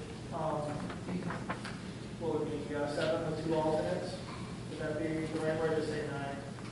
What would be? No, you can say up to 7 with 2 alternates, I think. Okay. It's like up to 7 with 12, correct. I looked at 239X and it says between 3 and 9. So you could do 7 with 2 alternates and be in compliance with that law. And I would just, before you do the appointments, I would decide to change which 2 are going to be appointed as alternates to start out with the I mean, pretty much they'll eventually be pretty active because it's hard to keep 9 people together for years, but it can happen. And I would put a resolve, for the first resolve, to amend the prior resolution, just to change the number from 5 to 7 to 7, and then list 2 alternates. This resolution, I have the number right here. I have it 1949. That's good.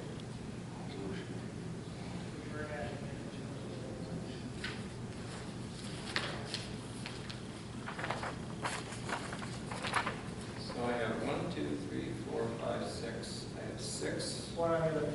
There's one up here. I have 7. The last one didn't ever get put on here. John, Right. is it So John? we'll be missing out because she's on the other page. So John would be an alternate. Which John? John Greenland. Greenland. Robin Bailey? What you said? Yeah, that's number 1. Okay, Robin Bailey will be the alternate. Is that what you- No, I'm just saying I missed her. I'm not sure There's who I one put. to 7. Okay, so there's 7. But then we also have Andra. Positions not on there. Well, we have to have Andra and John, and who'd be the second alternate? Okay, so who's missing here? John. John Greenlee. That puts it up to 10. So my question is, you have 9, so you're going to need 7. So who do you propose to be the 2 alternates? It's just one alternate. If you want a second alternate, it's 10. We've got 9 names. One of them can be- Yeah. Some people are saying 2 alternates. Right, and now we need one of these. Oh, got it. Got it. Why don't we just make John an alternate and make it afford to be John with one alternate? Because I'm not sure who I want to pick out of here and say we suddenly can all become alternate. Well, I mean, Yeah, even as an alternate, you're still an active participant. I understand. I'm just trying, I think it's just, it's kind of sloppy to say we decided you're an alternate at the last minute. True. Why don't you just make it 9 then? Let's just Make it Let's 9. just make it 9. I'm with that. Good idea, Joe. Okay, so make it 9.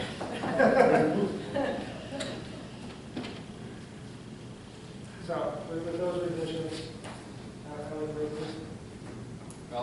have to take a step back and do the first revision, which is the resolution creating this to 9 members. I think it's on to be part of this resolution unless I You're didn't gonna make understand it. Okay, Yeah. I'll let you take the lead on this. I think the first resolve is going to say something similar to going to amend resolution 1949, change the members from 5 to 7 to a total of 9 members. Yes.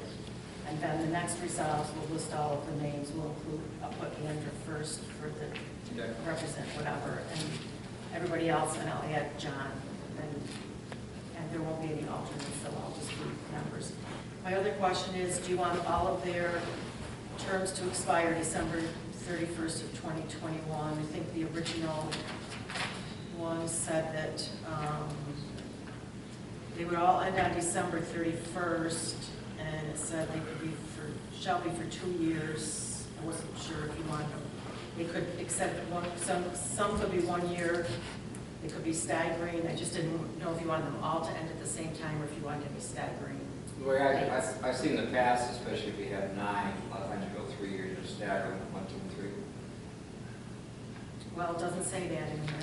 Right. It says 2 years. Right, so you can do some at 1 and some at 2 years, so they are staggered, according to section 3F. So you could split them between 1 year and 2 years, but you couldn't split it 3 years. Right. And they could be renewed, Mm-hmm. but it would come to term.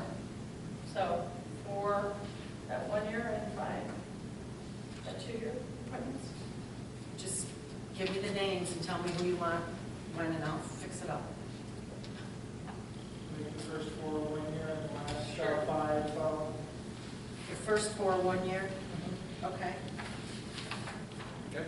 And I would also suggest that we mention other town butler that is representing the planning board. Was he a member or a liaison? He's a liaison.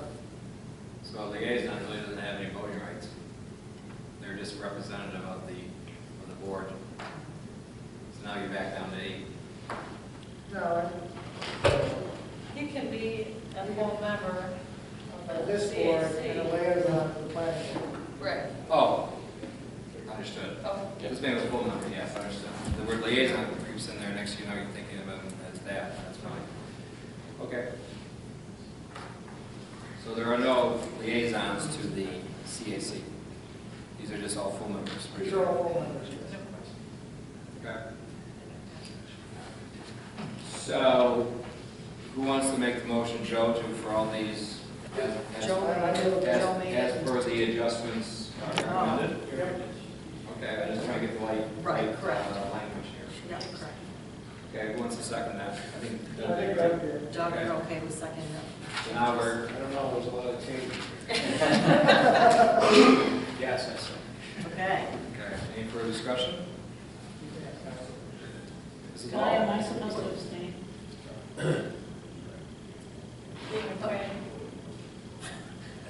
You can if you want, but I don't see it as a conflict of interest. I see it as part of your duty on the town board. Okay. Just don't want it to be null and Andrew Benson? Yes. Katrina Binkowitz? Yes. Doug Dake? Yes. Joseph Wetmore? Yes. Ed Levine? Yes. Okay.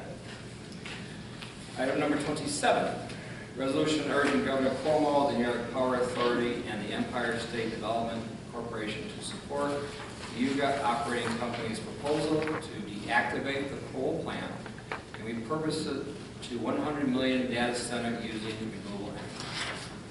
I'm really enthusiastic about the idea, but I'd really like to table this until we've had a chance to see the presentation.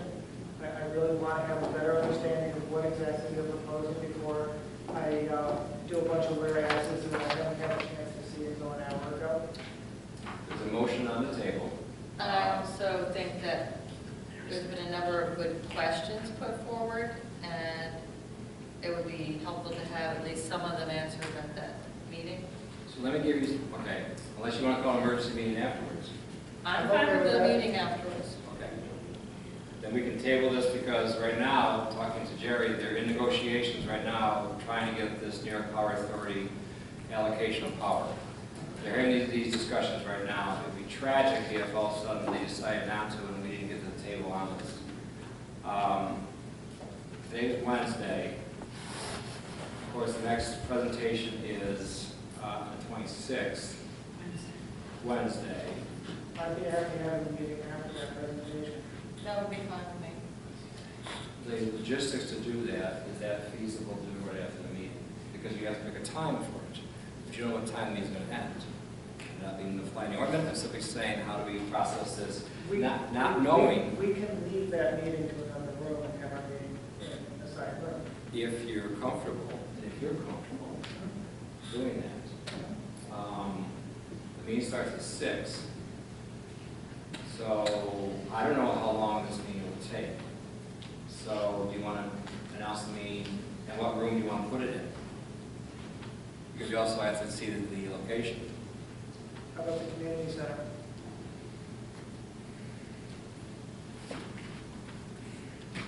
I don't know if that's available. You want me to check and see if it's available?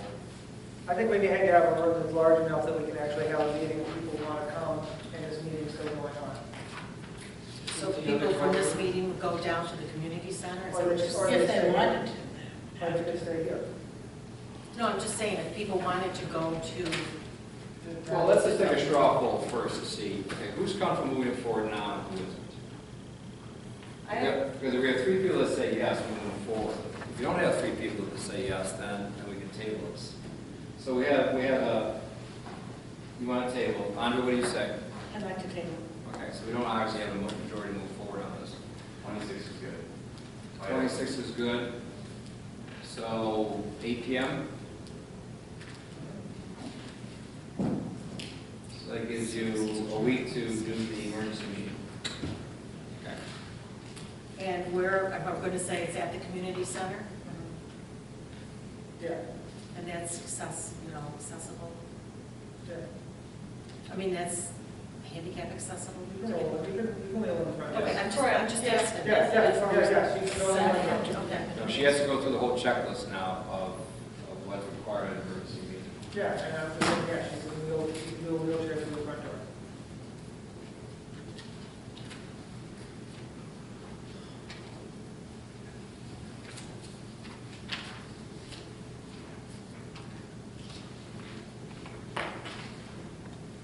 And it would be helpful to urge Jerry to come up with as many answers as possible to the list of questions we have.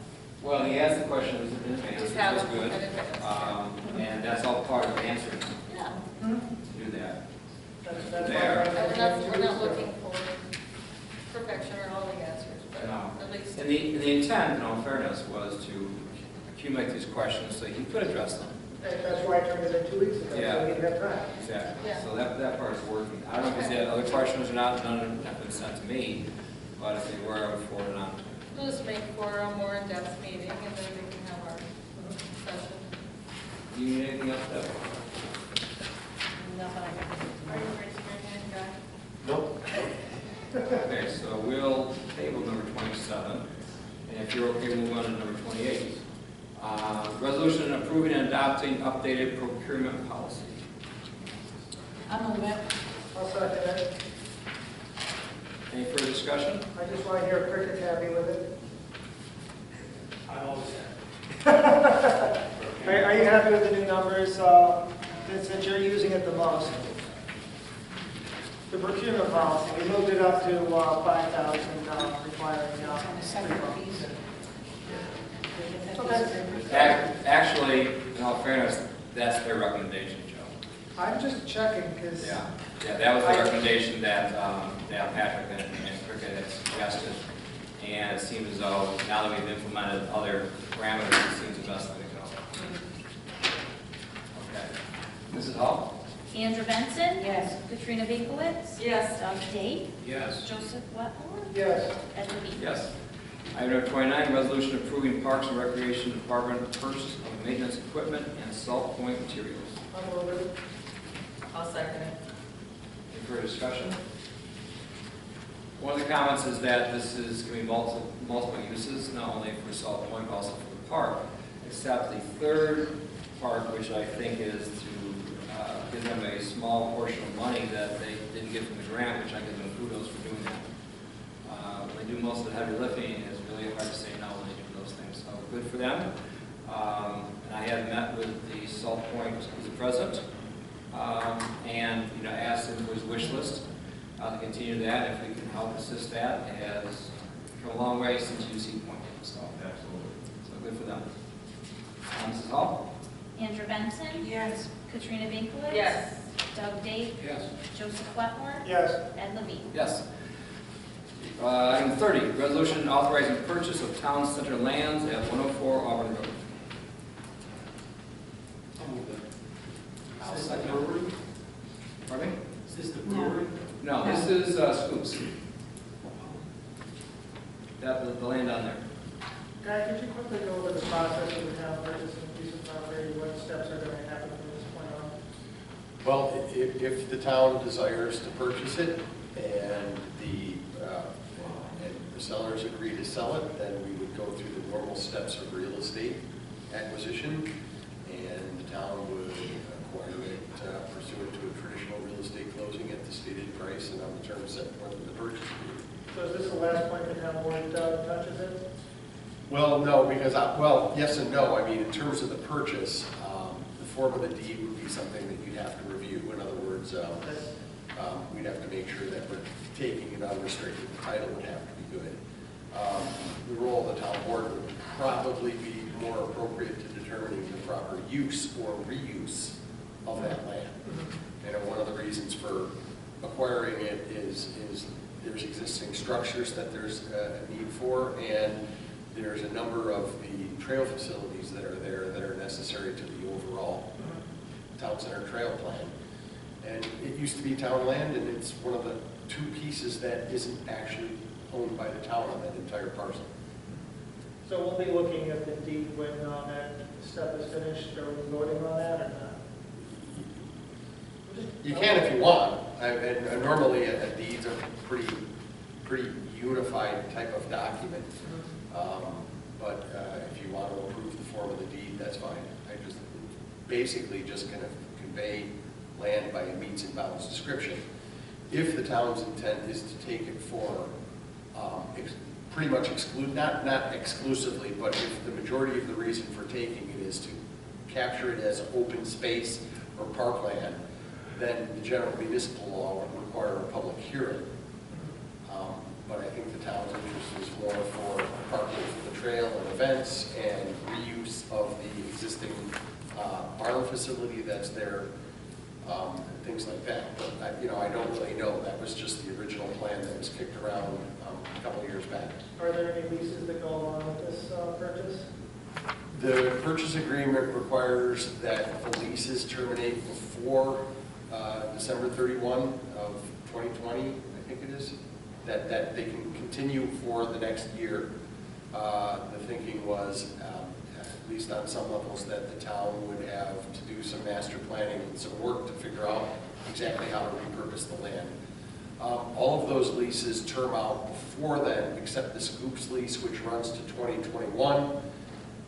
My take on that is that, speaking for myself and those that have looked at that issue before, probably the goal would be to convert that to a franchise akin to what we do with licensing by franchise for, like at the concession center at Myers Park, that it wouldn't be appropriate for the town to continue that under a lease program, but it should go to sort of an amenity that's part of the town center trail system.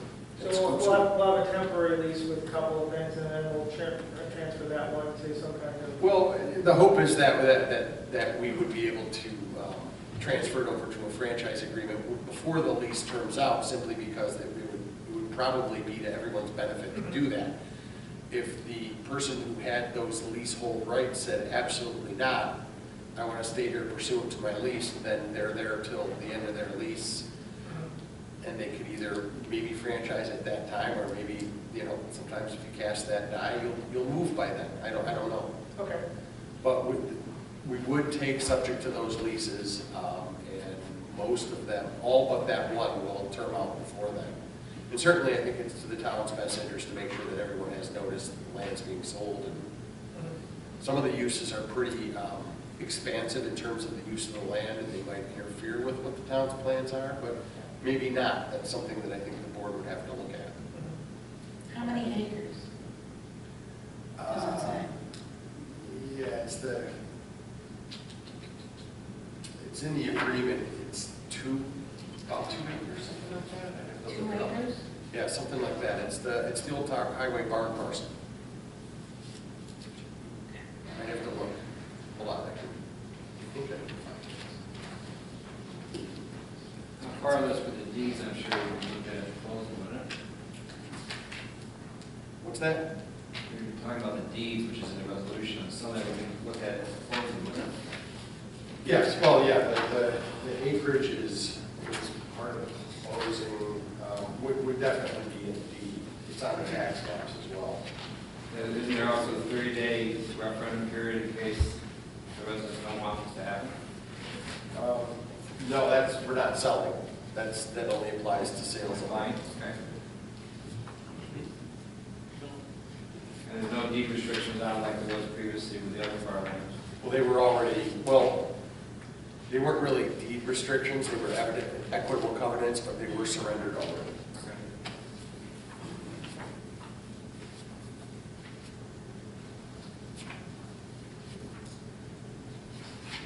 Also, I didn't hear, I heard something uttered about the second, but I didn't ever catch who actually said that.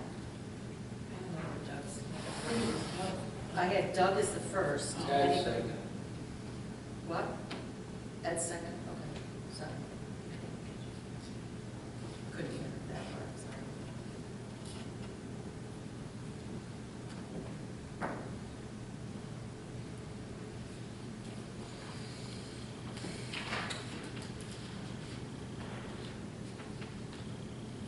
This is the exciting part of the meeting. Oh, just being thorough.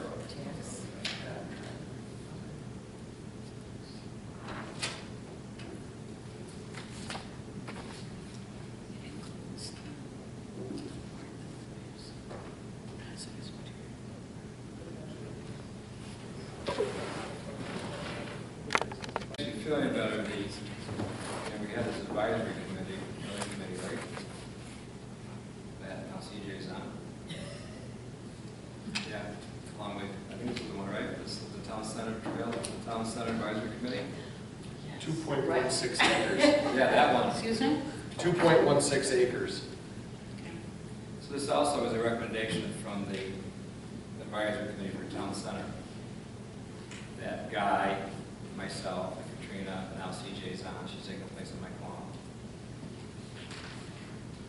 Are you on enough committees yet? Yeah. And this I'm doing all my committees, yes. and this is in the resolution also. So this is once again a recommendation of that subcommittee.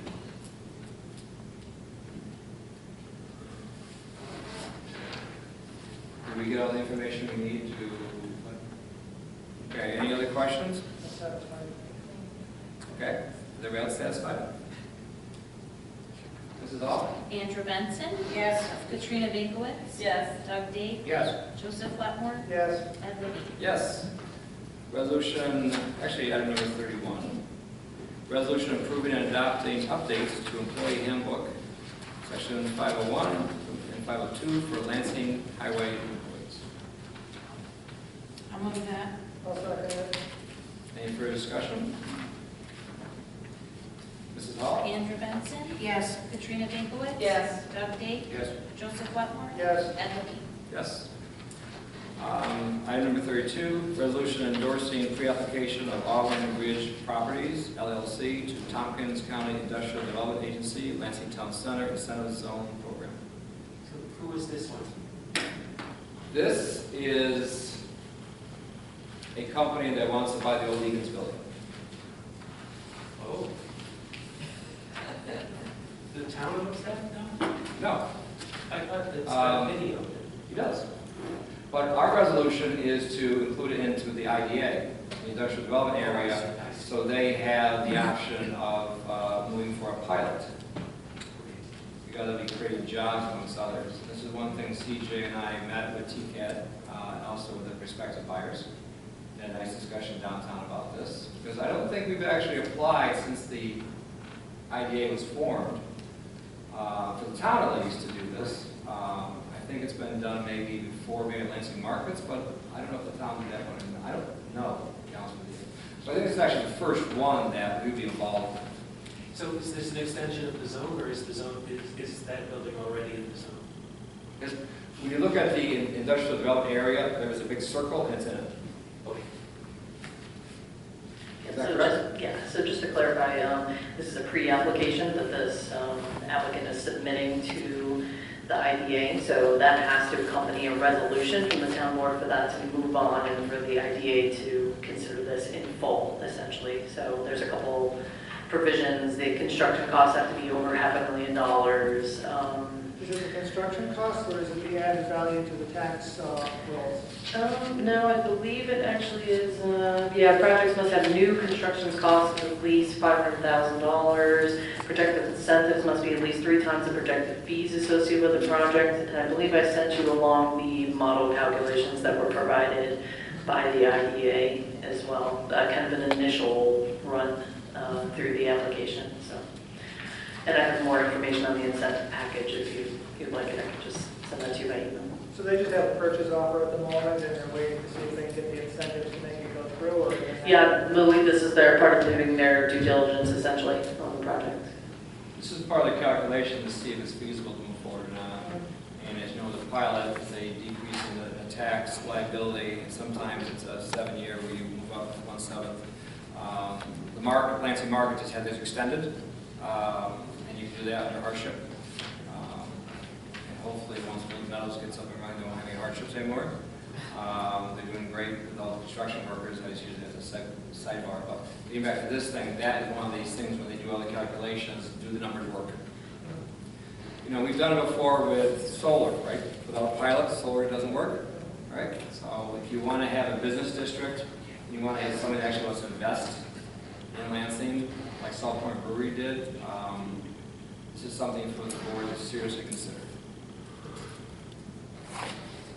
So this would just be approving their pre-application and the ability for them to move on with the Tompkins County Industrial Development Agency. This doesn't actually approve that. Does this come back to us ever, or is this it? Let's take a look here. So the application project,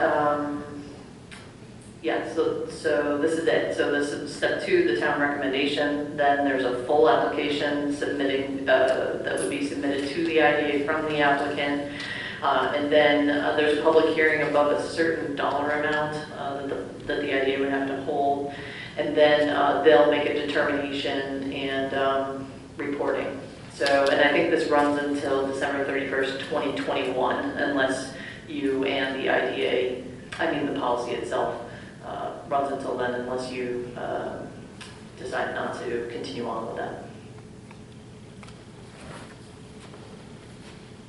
So, But as for the application itself, just to kind of give just a bit of background, this would be essentially an adaptive use of this existing structure. So, and this would allow for a bit of diversity in services right at the town center. So, A better use than the current one? Well, I can't speak too much to that. I did do roller derby a long time ago, so but I was just a referee. So a bit more good news is you probably read that I think Stout now is back owning the Oaks Harbor, and she plans to actually rent that out, the restaurant part, and revitalize that. So once again, the energy is coming back to that corner. This is all part of it also. So this is another opportunity for that whole area to actually be up and running soon. Yeah, and this applicant's really doing her due diligence and, from what I understand, really kind of pounding the pavement to research the market conditions and really kind of understand the offerings in the area. So she seems pretty savvy on that. So this would just kind of give the ability for them to move on to the next piece. Am I allowed to share with them what they thought they would do with it or not?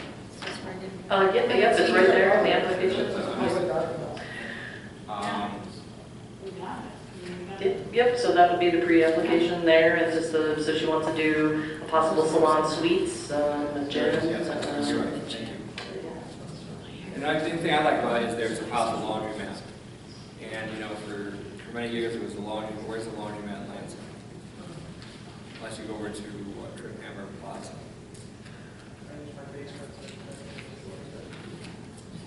Anyways, enough. Any more discussion?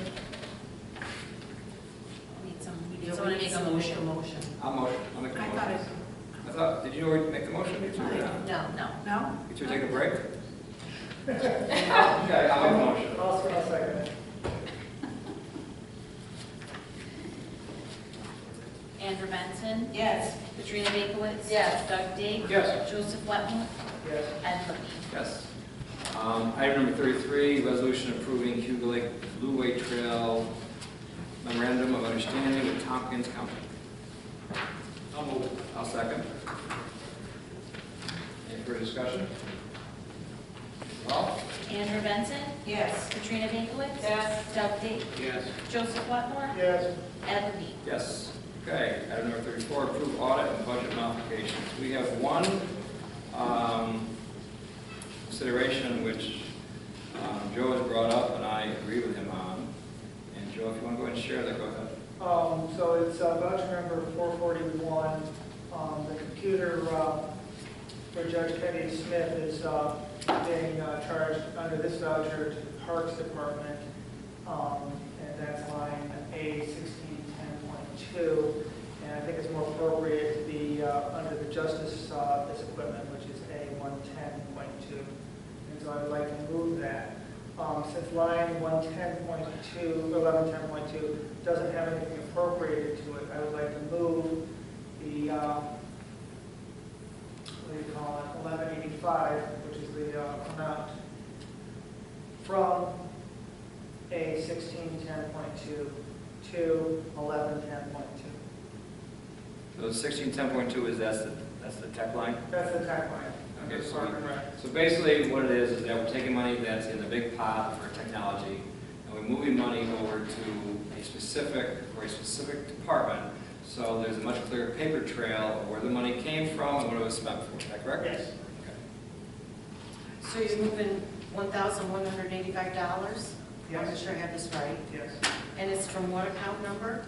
A1610.2 Okay, to A1110.2. okay. And that this voucher will then have that changed from it coming out of 1610.2 to 1110. And somebody's writing that on the voucher? I can't. Okay. And how does it affect the totals on here? Doesn't change anything else? Okay. No, we're simply moving money from one pot to the other, but it's all the big pots. Okay. Yes, all the 8 funds. Shouldn't that department have its own tech line? Well, well, the funny thing is it's a computer that came in. It's an unusual circumstance. Well, who's to say that Judge Banfield decided to run again and all of a sudden he has the same computer? Or who's to say, in the future, we've done this with a variety of other computers where we've done that. So this is more of an exceptional type of situation than something you can look at your crystal ball and say, we need that for that. Sometimes what happens is that if something's coming up, there's heads up, like we did with the Gradle, that we knew that was a concern, and so we allocated money when it was appropriate for that to get in front of it. But that was a concern that we saw in the future. This we didn't really see, but we do have money in the tech fund for these types of situations. It's just a matter of procedure, doing one more budget entry over here to move the money so it is going from the big pot to a specific. So do you need to do a budget modification from this to make this happen? Yes, we move it from one budget line to another.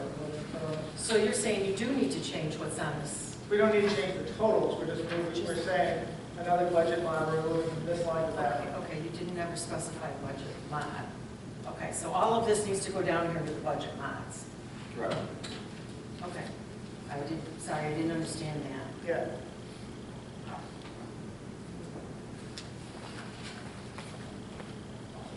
And that's all under the general fund A? Right. Okay.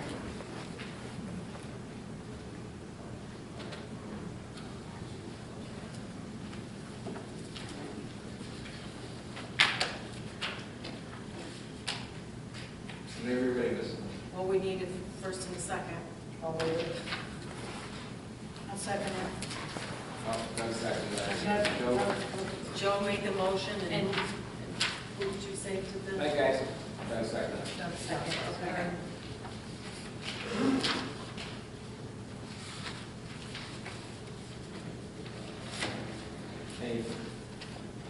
Any further discussion? I swear I'm not sleeping at house. Andrew Benson. Yes. Katrina Binkowitz. Yes. Doug Date. Yes. Joseph Wetmore. Yes. Ed Levine. Yes. Before we go to board reports, there's a little bit more homework we need to do, CJ, right, with Sperry Lane? You want to come up here and we need to take care of this issue.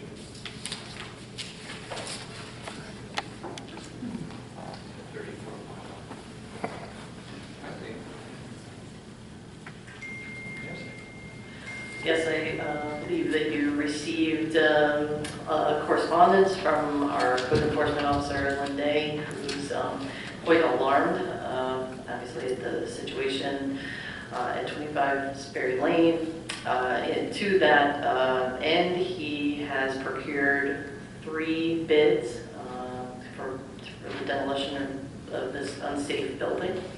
And the lowest was $26,000. The highest was $28,500. And so the essentially the town, if the property owners have not remedied the situation themselves by the due date, which I can't recall off the top of my head right now. July 31st. Okay. Sometime in mid-July. I think it's the 11th, I want to say. I have to go back and review the correspondence, but soon, that way. Then the town will remedy the situation for them and add an additional surcharge of 50% to that bill, essentially. So, and Guy may have some additional information, but that is the short of the long of what is really a attractive nuisance and a very dangerous situation. My question to Guy is, how do we collect that? Can we foreclose on the property, or is this one of these that just hangs on the deed until someone tries to?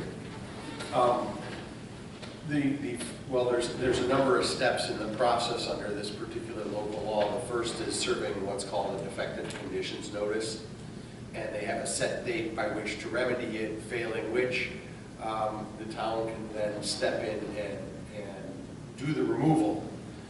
The question that I think is sort of coming up, if I'm reading the tea leaves, is the town is getting as much bidding as it can in advance because Lynn has determined this is an emergency, that the building has, due to additional deterioration and partial deconstruction by the insurance investigators and taking down of the safety netting and winter being over, it's now a neighborhood nuisance.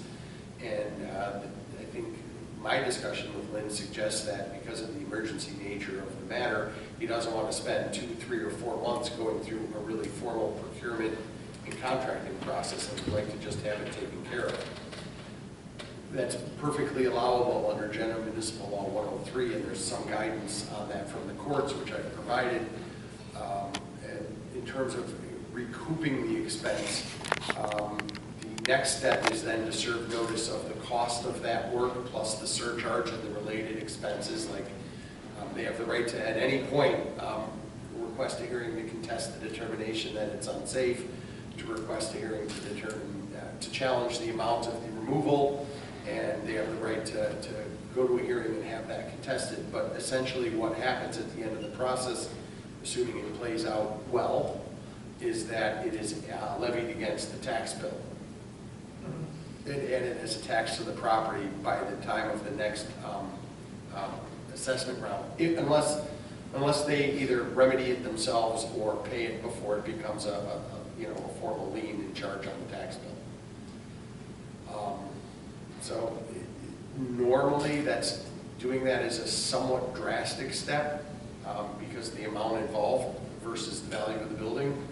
But when you get into public life, health, and safety, and some of the, if you've seen the photographs, you understand the issue. Sometimes the public good trumps. This is one of the 2 cases in which I've had several people come to me and complain about the condition of this, and the complaints weren't as bad as the photographs showed. I've received those same complaints from people in the neighborhood and you know, I didn't make a judgment as to what the condition of the structure was. I sent it to Lynn and said, Lynn. Right, yeah, the people who have to make this determination are set forth in our unsafe buildings local law, and that's the local law that we're following. Well, I think it's fair to say that leaders now, we let Lynn run it, let him work with the residents. And when he recommends that this needs to be done, it needs to be done.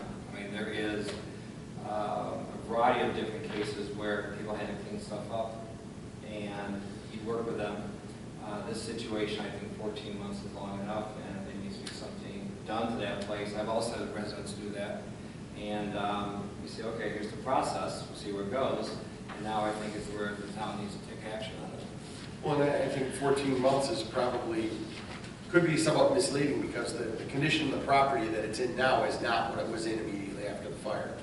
It's And it's now So what it was last fall. Yeah, the last fall it had fence around it. right, the fence being gone, and the winter being done, and further deterioration and the weight of the snow on it has really created. It's getting worse.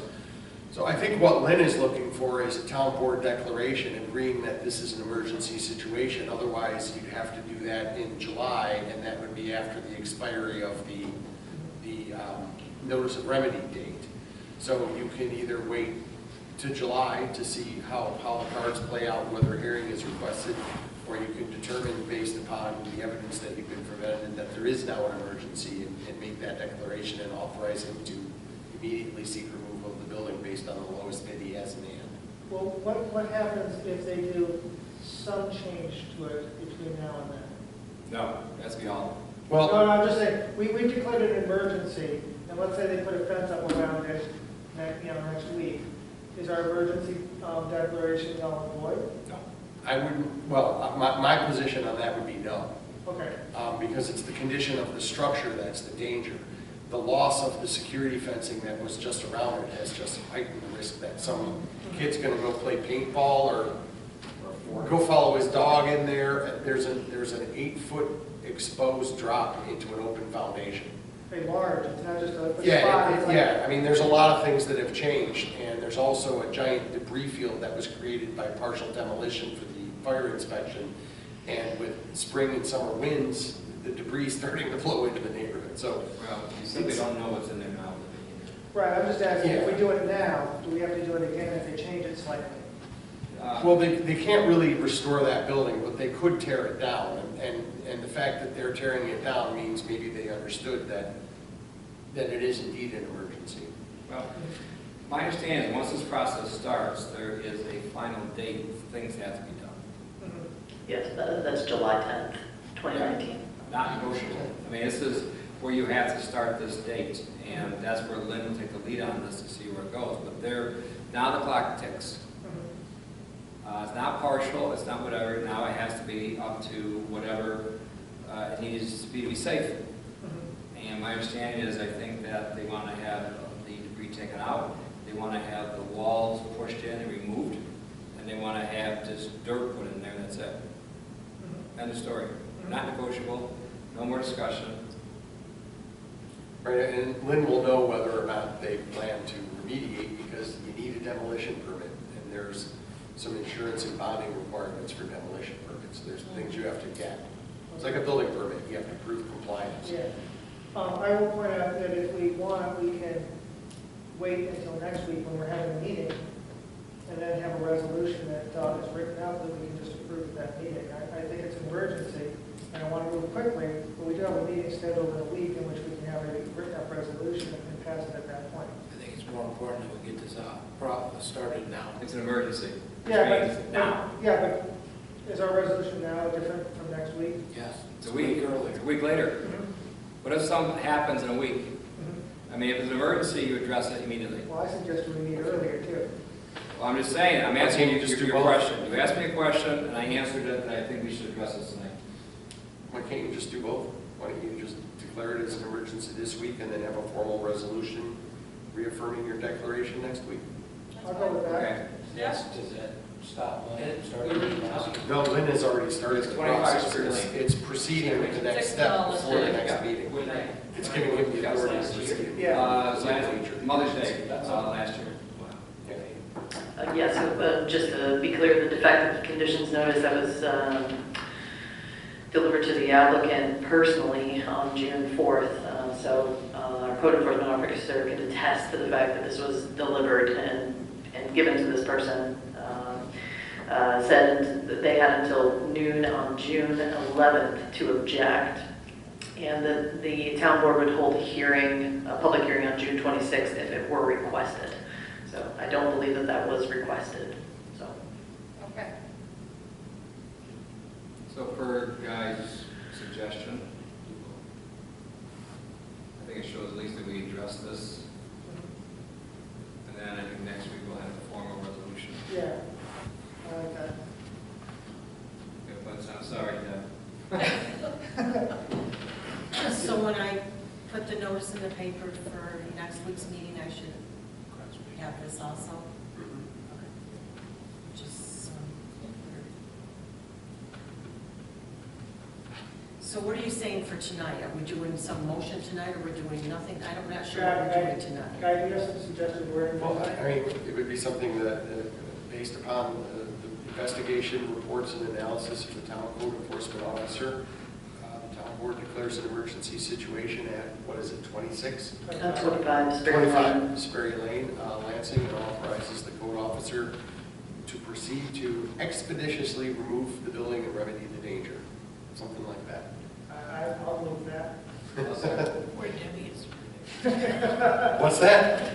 Debbie have to. That's why I was thinking maybe we wait a week and get it written out for her. Why don't we wait a week for the Conservation Council? Because we had language for that. Make language for this. I know, that's what I'm saying. I like what Guy said. I'm sure he can repeat it. That's okay. It's So on it's tape. on tape. It's on tape. Is there a second? I said seconded, Joe's first, and Sorry. second, that's okay. Andrew Benson? Yes. So you can just do Oh, all in favor? Aye. Opposed? I'm still learning, so thank you. I can't keep track over too much. It's okay. So, item 35, board member reports. Joe? That was first. Joe? I can go first. Play nice, Joe. I just see her name first on the list here. Okay. Cuba Lake Watershed Network and Tompkins County Water Resources Council had a meeting on May 20th, a joint meeting, to look over the draft watershed rules that Wasco Lake's working on. These are really significant rules on how to stop pollutants from getting into the lake throughout the entire watershed. And what's really notable about this is it's not just the elected officials getting together and talking to residents. They brought in the farmers as a significant discussion point. They brought in New York Ag Markets as a significant partner, and worked out a set of draft rules that are very extensive. A couple of quotes: no pollutant of any kind shall be discharged, deposited, or allowed to flow into Wasco Lake, a watercourse, or stormwater conveyance such as a roadside ditch. Manufactured use, disposal, storage of any product or byproduct within the watershed must conform with these rules. They have extensive limitations on septic systems, pesticide use, storage of petroleum, salt, coal, sediment generation control, nutrient management. It's a really extensive set of rules, and I think we should be looking at those when we're talking about our floodplain rules and stuff, because they've worked it out so it works for the farmers, it works for the residents, and it works for the New York State Ag Market. And I think when you get all those players agreeing on a set of rules, that you've got something pretty substantial. Tompkins Council of Governments met on May 23rd, and there was an amazing presentation on emergency medical services mapping.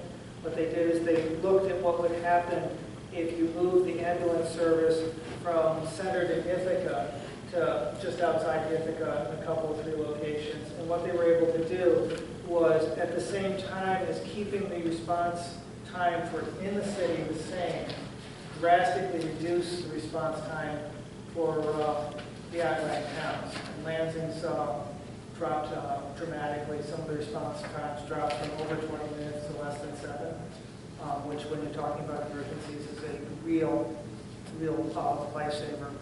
On May 24th, I met with some of the residents over at the Land Trust talking about the Cornell orchards, and we discussed some of the possibilities for how they could make sure that that didn't turn into a large development, but could keep some of the natural areas, especially on the steep slopes, which I know the residents are very concerned about. I want to give a shout out to the board training we did on July 12th. I thought it was a very thoughtful discussion on handling conflict and resolutions in heated meetings, and I really appreciate everyone taking the time to be a part of that. We had an ITCTC, that's the Transportation Council meeting, which at that meeting we approved the improvement plan for Tompkins County for the years 2020 through 2024.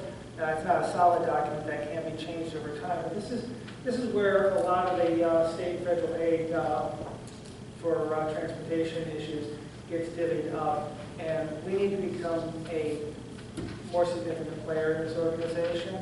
And so what I'm looking at right now, I'm on the planning committee, and we don't have a voting seat on the policy committee, which is the one that makes the final decisions on all of the money allocations. Having been on the planning committee for a year and attending the policy committee for a year, I think we can start asking that board if Lansing can have a seat on the policy committee. And that's what I was told, is if we start showing up at meetings regularly, they would consider us. And what I'm suggesting going forward is that I be changed over to the policy committee and CJ be on the planning committee, which is kind of how it's set up, in which you have staff mostly on the planning committee putting together stuff that then goes to the policy committee for approval. And I think if we have that kind of combination going forward, we have a better chance of getting some of that money. Because right now, You okay with that? Oh, yes. I wouldn't have suggested that without talking to CJ first.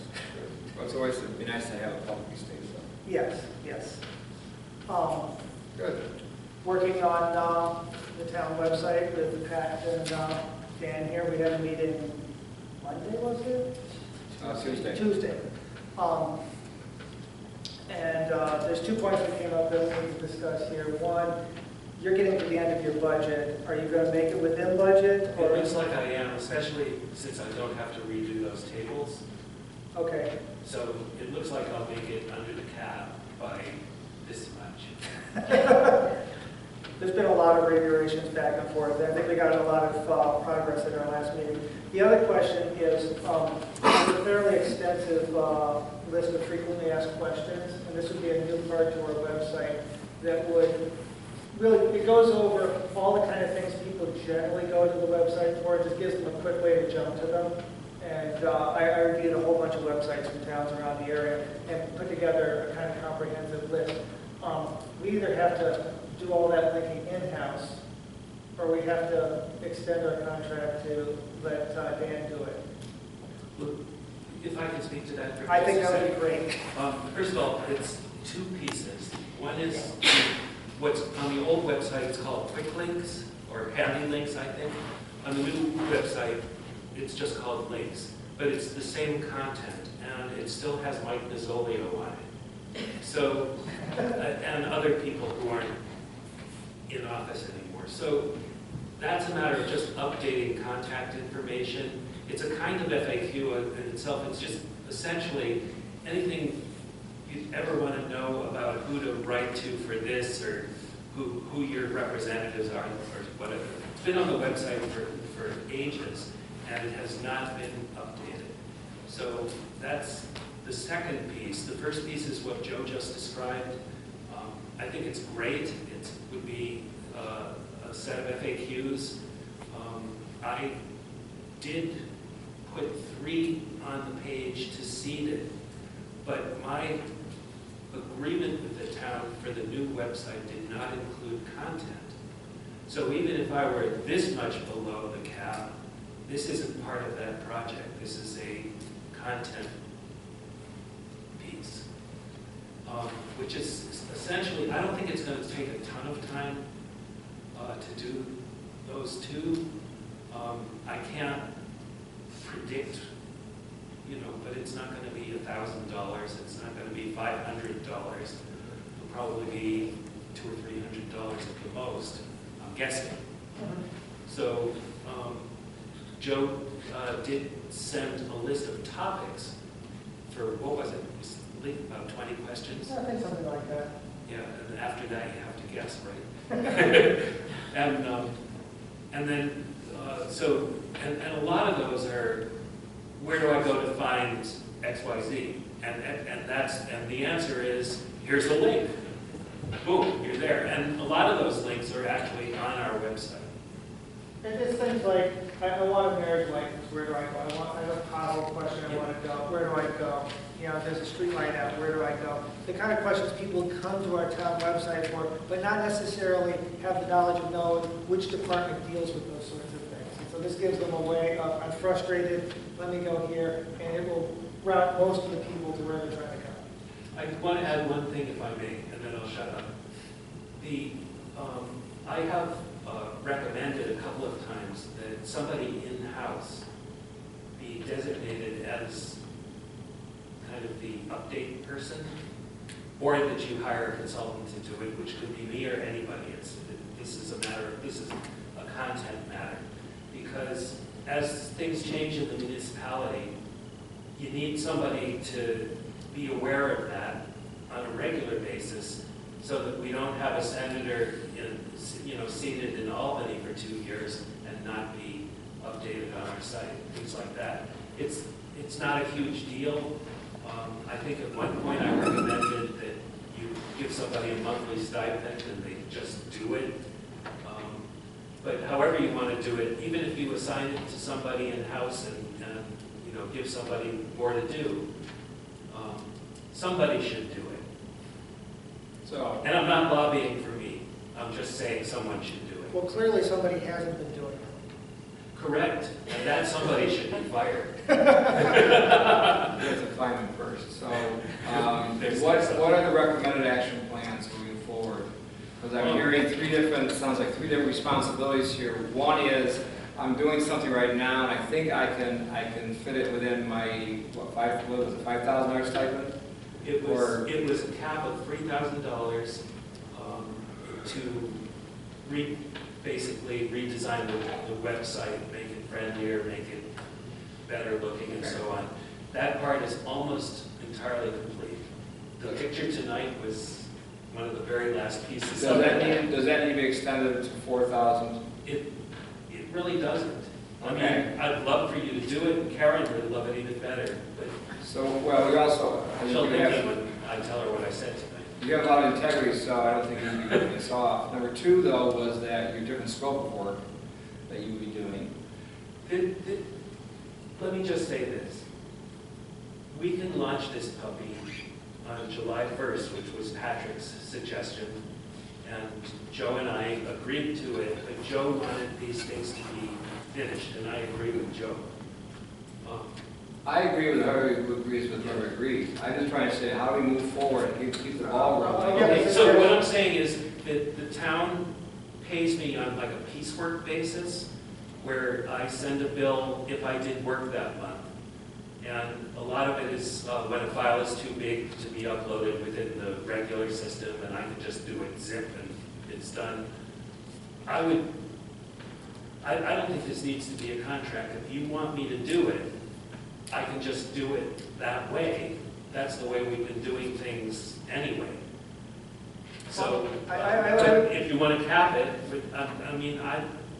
I'm not going to bill you for work that I don't do, but when I put in the bid to do the site redo, I said that if I can ever get to a point where I'm going to hit that cap and it's not done, you get to decide whether we need the rest or whether you want to extend it. So it's your call. This is something that somebody really should do within the next week or two.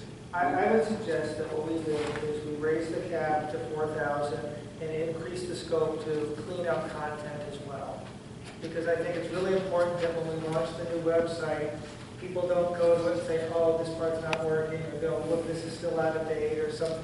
Yeah, I think that will just turn people off to the idea that it's been improved if there's, major mistakes like that. And I know this is not the time that Pat's going to spend a lot of time working on the website. He's busy taking kids out to play in the rain. If we adjust this, do we have to send this out to bid for contracts? No, because we just raised the limit to 5. Right. No, you're well under the, one, it falls like advertising services. It can easily fall into a specialized scope of service. 2, you're well under the competitive bidding requirement, and you've already identified your vendor. Just changing the scope of work. Can we come up with some parameters tonight and then do it at an emergency meeting next week so that doesn't water herald another resolution or adjustment, or is it just a simple modified resolution to move forward with different parameters? I don't think we had a resolution. I think it was just a... It was a budget. If I can apply Occam's razor to this, if somebody in the town needs something done that they can't do, I get an email and I do it, and then I send you a bill. And most of the time, these are little charges. I mean, the staff has been trained on updating their sections of the website, but before they were comfortable with it, I used to get a lot more of these, and it might have been, $300 or $400 a month. Over the past year, I don't think it's ever, or if it did, it was very rare that it even hit $100 a month. So just saying, Dan, fix these things, wouldn't be different from what we've done all along. We wouldn't have to amend anything. Well, if that's the case, which line does this, my memory fails right now, which line does this come out of that we pay? I don't know. I just send the bill and I get a check. Well, my point is that if it's over the amount and we're comfortable with this, we simply just do a budget amount.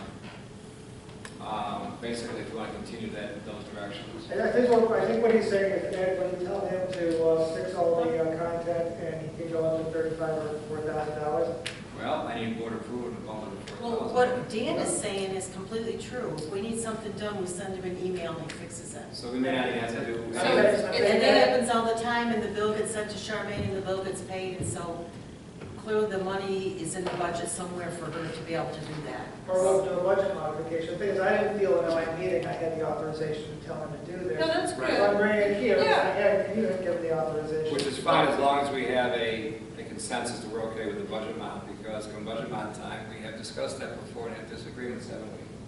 So as long as we're all in agreement that this budget amount is something that we'll be comfortable moving forward, then it's probably just a matter of, Dan, will you fix these things? And it sounds like content. It's not a huge amount of content. It's a little bit of content. It's about 20 questions, and then just going through what we have on this piece that's already on the site. It's always about the process. Yeah. It's not about the product. So, anyway, the only reason that I keep talking is that I think it can be simple, but however you want to do it, I'm happy with, even if it's not me doing it. Well, if the process is appropriate and the board's in agreement, then we'll simply keep going with this direction. And Dan, if you fix these things, we'll move forward. Right. And as far as the building is concerned, I separate things that need to be separated, and I provide a work log, a very detailed one. Pat already has one that was up to date about a week and a half or 2 weeks ago. Okay. And I'll send the whole thing when I send the bill. So, I mean, it's pretty above board. Sounds it. Okay. Which is what the ceiling is, it's above the board. Well, let's get the website crisp so we can do a nice, clean launch. Okay. Good. Very exciting. Okay, and the last thing for me is Pat and I are getting some estimates on a couple of different styles of Peter Wheeler sign, and we should have that by the next board meeting. Good. And that's been Do we have a dollar amount budget that we want to do for the sign? let's see what they cost and let's see what the different possibilities are. Can you come back next Then we'll week? come back and show us. Yeah. All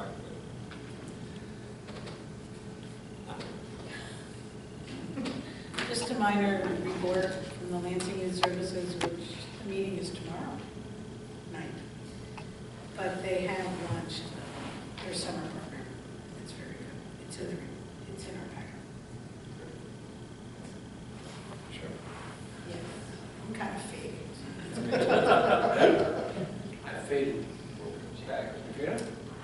I'd like to make, I know I mentioned the grant to the Friends of South Point, but I'd like to have it on the record because my phone died, so I didn't have the proper language last time. So just like it on the record that the Friends of South Point grant to the amount of $4,350 was from the Community Foundation of Tompkins County. And you all had a chance to take a look at the lead report, and Dan wrote a nice article, and No, you wrote it. well, I wrote a posted it. sidebar this big. You had an illustration too. There, that's right, it was a good illustration. Did you have any questions about it? Board have any questions about the summary statement in it?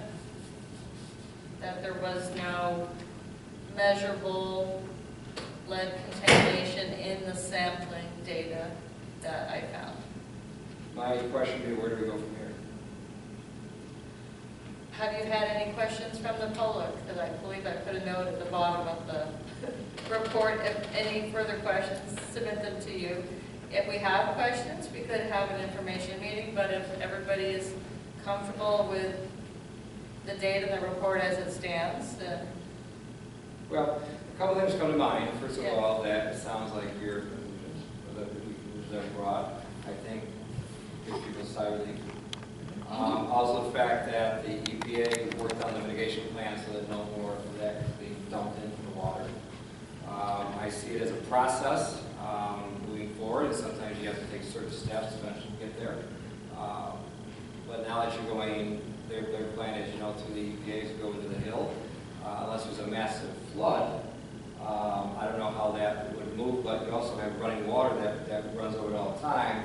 So I don't know where the concerns are now for the residents. We're making progress is what my point is. Yeah, I think the initial thing was to get some data, Yes. which,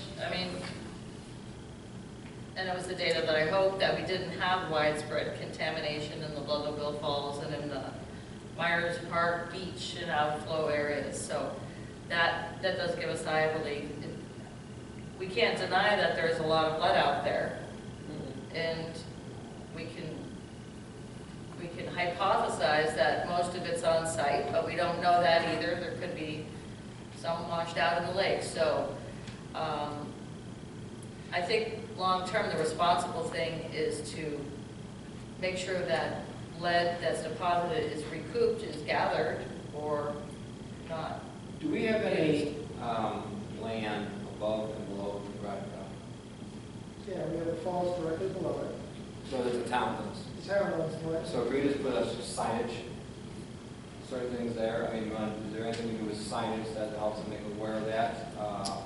Or are we comfortable with this to leave it the way it is now? Well, I think since we didn't find anything at the falls, I think it's fair to not put a sign up because we didn't find anything, so it's the same old falls that it always is. No reason to worry people, since, the note is, at the end of the report is, there's probably some lead there, so if you have small children who put stuff in their mouth, you should be watching them, You don't know if they're going to be eating gravel, worms, or a lead sinker from a fisherman. Who the heck knows? Or E. coli from the water? Or do we have an hour to go with all the bacteria? So I tsunamis? don't think we need a sign about that. That's just parenting at its best. Well, there's that. But if there's any further questions, we can talk about getting more information. But I think one of the reasons I wanted to do the sampling early was to make sure that I got access to the outflow sediments that are now underwater. So that was trying to get there quickly.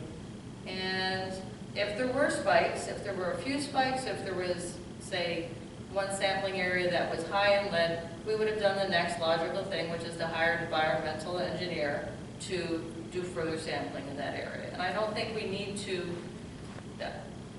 go to that level of expense for the town. So we move on. I'm comfortable with that. I think further discussion is in the planning department, and zoning. And those are discussions we can have for the review, Yeah. for things that are not existing now. Well, I think you know, looking at what the Wasco Lake's doing, there's a whole host of things that we were worried about. This was one particular issue that we had people asking us, is Loganville Falls safe? Mm-hmm. And we can say, we've sampled all around it, we found nothing, which is all we can really say at this point, is we Right. sampled and we found nothing. But, you know, people fish in there, I'm sure there's lead sinkers somewhere. Yeah, I'm sure there's all kinds of things, but we tested, we found nothing, we can say that. And we can say, we're looking at a wide variety of potential contaminants that go into our streams and lakes, and we're trying to figure out ways to minimize all of those. Yes, and the whole large group. Not just lead, but Yeah. I think the Owasso Lake watershed thing is a real good resource to start with and see what we can model off of that, because they put so much work into that and got all the players together. It's a great starting point for us. Can I just add that you say you have heard no complaints about it or no worries about it? It's the top story in the Star this week. There are a lot of people who have read it, and it's on the town website, so that's just information. I have not heard anything negative about it. I've not. Okay, So we did our due diligence. good. That's good. Thank you for taking the lead on that. Guy? Well, the only thing that I'm really working on that's got some major work in it, I've been coordinating with CJ on the alternative energy law, solar, wind, and micro hydro. So, The batteries. yes, battery storage as well. So that's going to plug into various places in the zoning ordinance to enhance site plan review and zoning permitting, and that's a work in progress. It's on a timetable and it's a little bit behind, but we're not even to the point where a public hearing would go into effect, so we're getting into the hard editing phases. But that's really the major project right now, and that one sort of clear that one out, then I think trying to tackle some of the zoning issues is next. Isn't battery already against the law? And a salt also. Only if you use too much sodium or nickel cadmium. Do our town clerk or assistant town clerk? We're good. You know, World Cup soccer is on, just saying. So I'll make this quick. We met with the Air Service Board, and we're trying to find more businesses, obviously, to come into Tompkins Airport. Because the interesting thing is that where are your business going to be in Lansing unless you're going to turn it into a better community? Village of Lansing now has 71% renters. That's what they do. Maycom was a huge hit. Don Hertel doesn't get too emotional, but he had a painful look on his face every time he has to talk about Maycom, the 120 jobs. And whether you like it or not, I'm going to mention natural gas. Without natural gas, the other 100 jobs didn't come here. So there's 220 jobs gone. 220 jobs plus for every job you lose, there's 3 others affected. So it's 880 jobs. You know, we went up to, I use that as a segue to go into the meeting with the Public Service Commission at NICEAG. There's a lot of stuff you can't say on the record, but I will say that the PSC listened to us. They listened to the Lansing voice, and it was I thought, very strong because it was the village and the town together. And the one thing I asked them, I said, we've been here 28 months ago. I feel like I'm in Groundhog Day. Here we go again. What are we going to do? Because Lansing is the only one that really takes the hit on this. We're one of the fastest growing areas. So where are the jobs going to be in the businesses unless we're going to become a service community? You see that already with Milton Metals. The fact that those 72 units, the 144 people coming in, will probably save the Lansing market, amongst other things. But those are service jobs. Where does the industry come in? Is there any industry left? We don't know as far as it goes. My opinion is that we should have a level playing field. You know, natural gas is not it. The businesses that come here should be able to pay for the same amount of energy as they would the other places in Tompkins County do. Whatever that is. If it's natural gas, then we need to have a subsidy for electricity, and we need to be able to go to our commercial businesses that have the potential to move here and say, here's what the cost would be for power here. Because people have moved to Portland with their businesses, amongst others. And that And I said this before, I'll say it again. I said, I'm in favor of inexpensive, reliable, consistent power. End of story. I'm not going to get into a debate as far as should it be this or that or this. Lansing needs, and we've already basically went through January and February where it wasn't reliable. If you're going to put more stuff on the grid needs to be reliable because of what other source you have. So consequently, inexpensive, reliable, consistent power is what we need. End of story. Whatever they do with that, that's up to them. I have no clue. But once again, 28 months ago we were there and nothing has happened. Nothing has happened. When we were at the Air Service, or the Microgrid Summit, and the other representatives of the other towns and villages were there, and someone said, well, we feel your pain. I said, no, you don't. You want to feel our pain? Each one of you give us $250,000 each. Every year, I got enough pain for everybody. And no one said a word. It's really easy when somebody else has to take the hit on it. So once again, hopefully, people don't have to visit again in another 28 months. Hopefully, something happens. Because at the end of the day, I don't think it's a fair level playing field when we, in Lansing, have to basically take the brunt of this, because what's going to happen to our schools when we get a really bad winter again? Who's going to take responsibility for that? Because at some point, it's going to be accountability. And that's where lawsuits happen, and that's where people go to jail, in my opinion. End of story.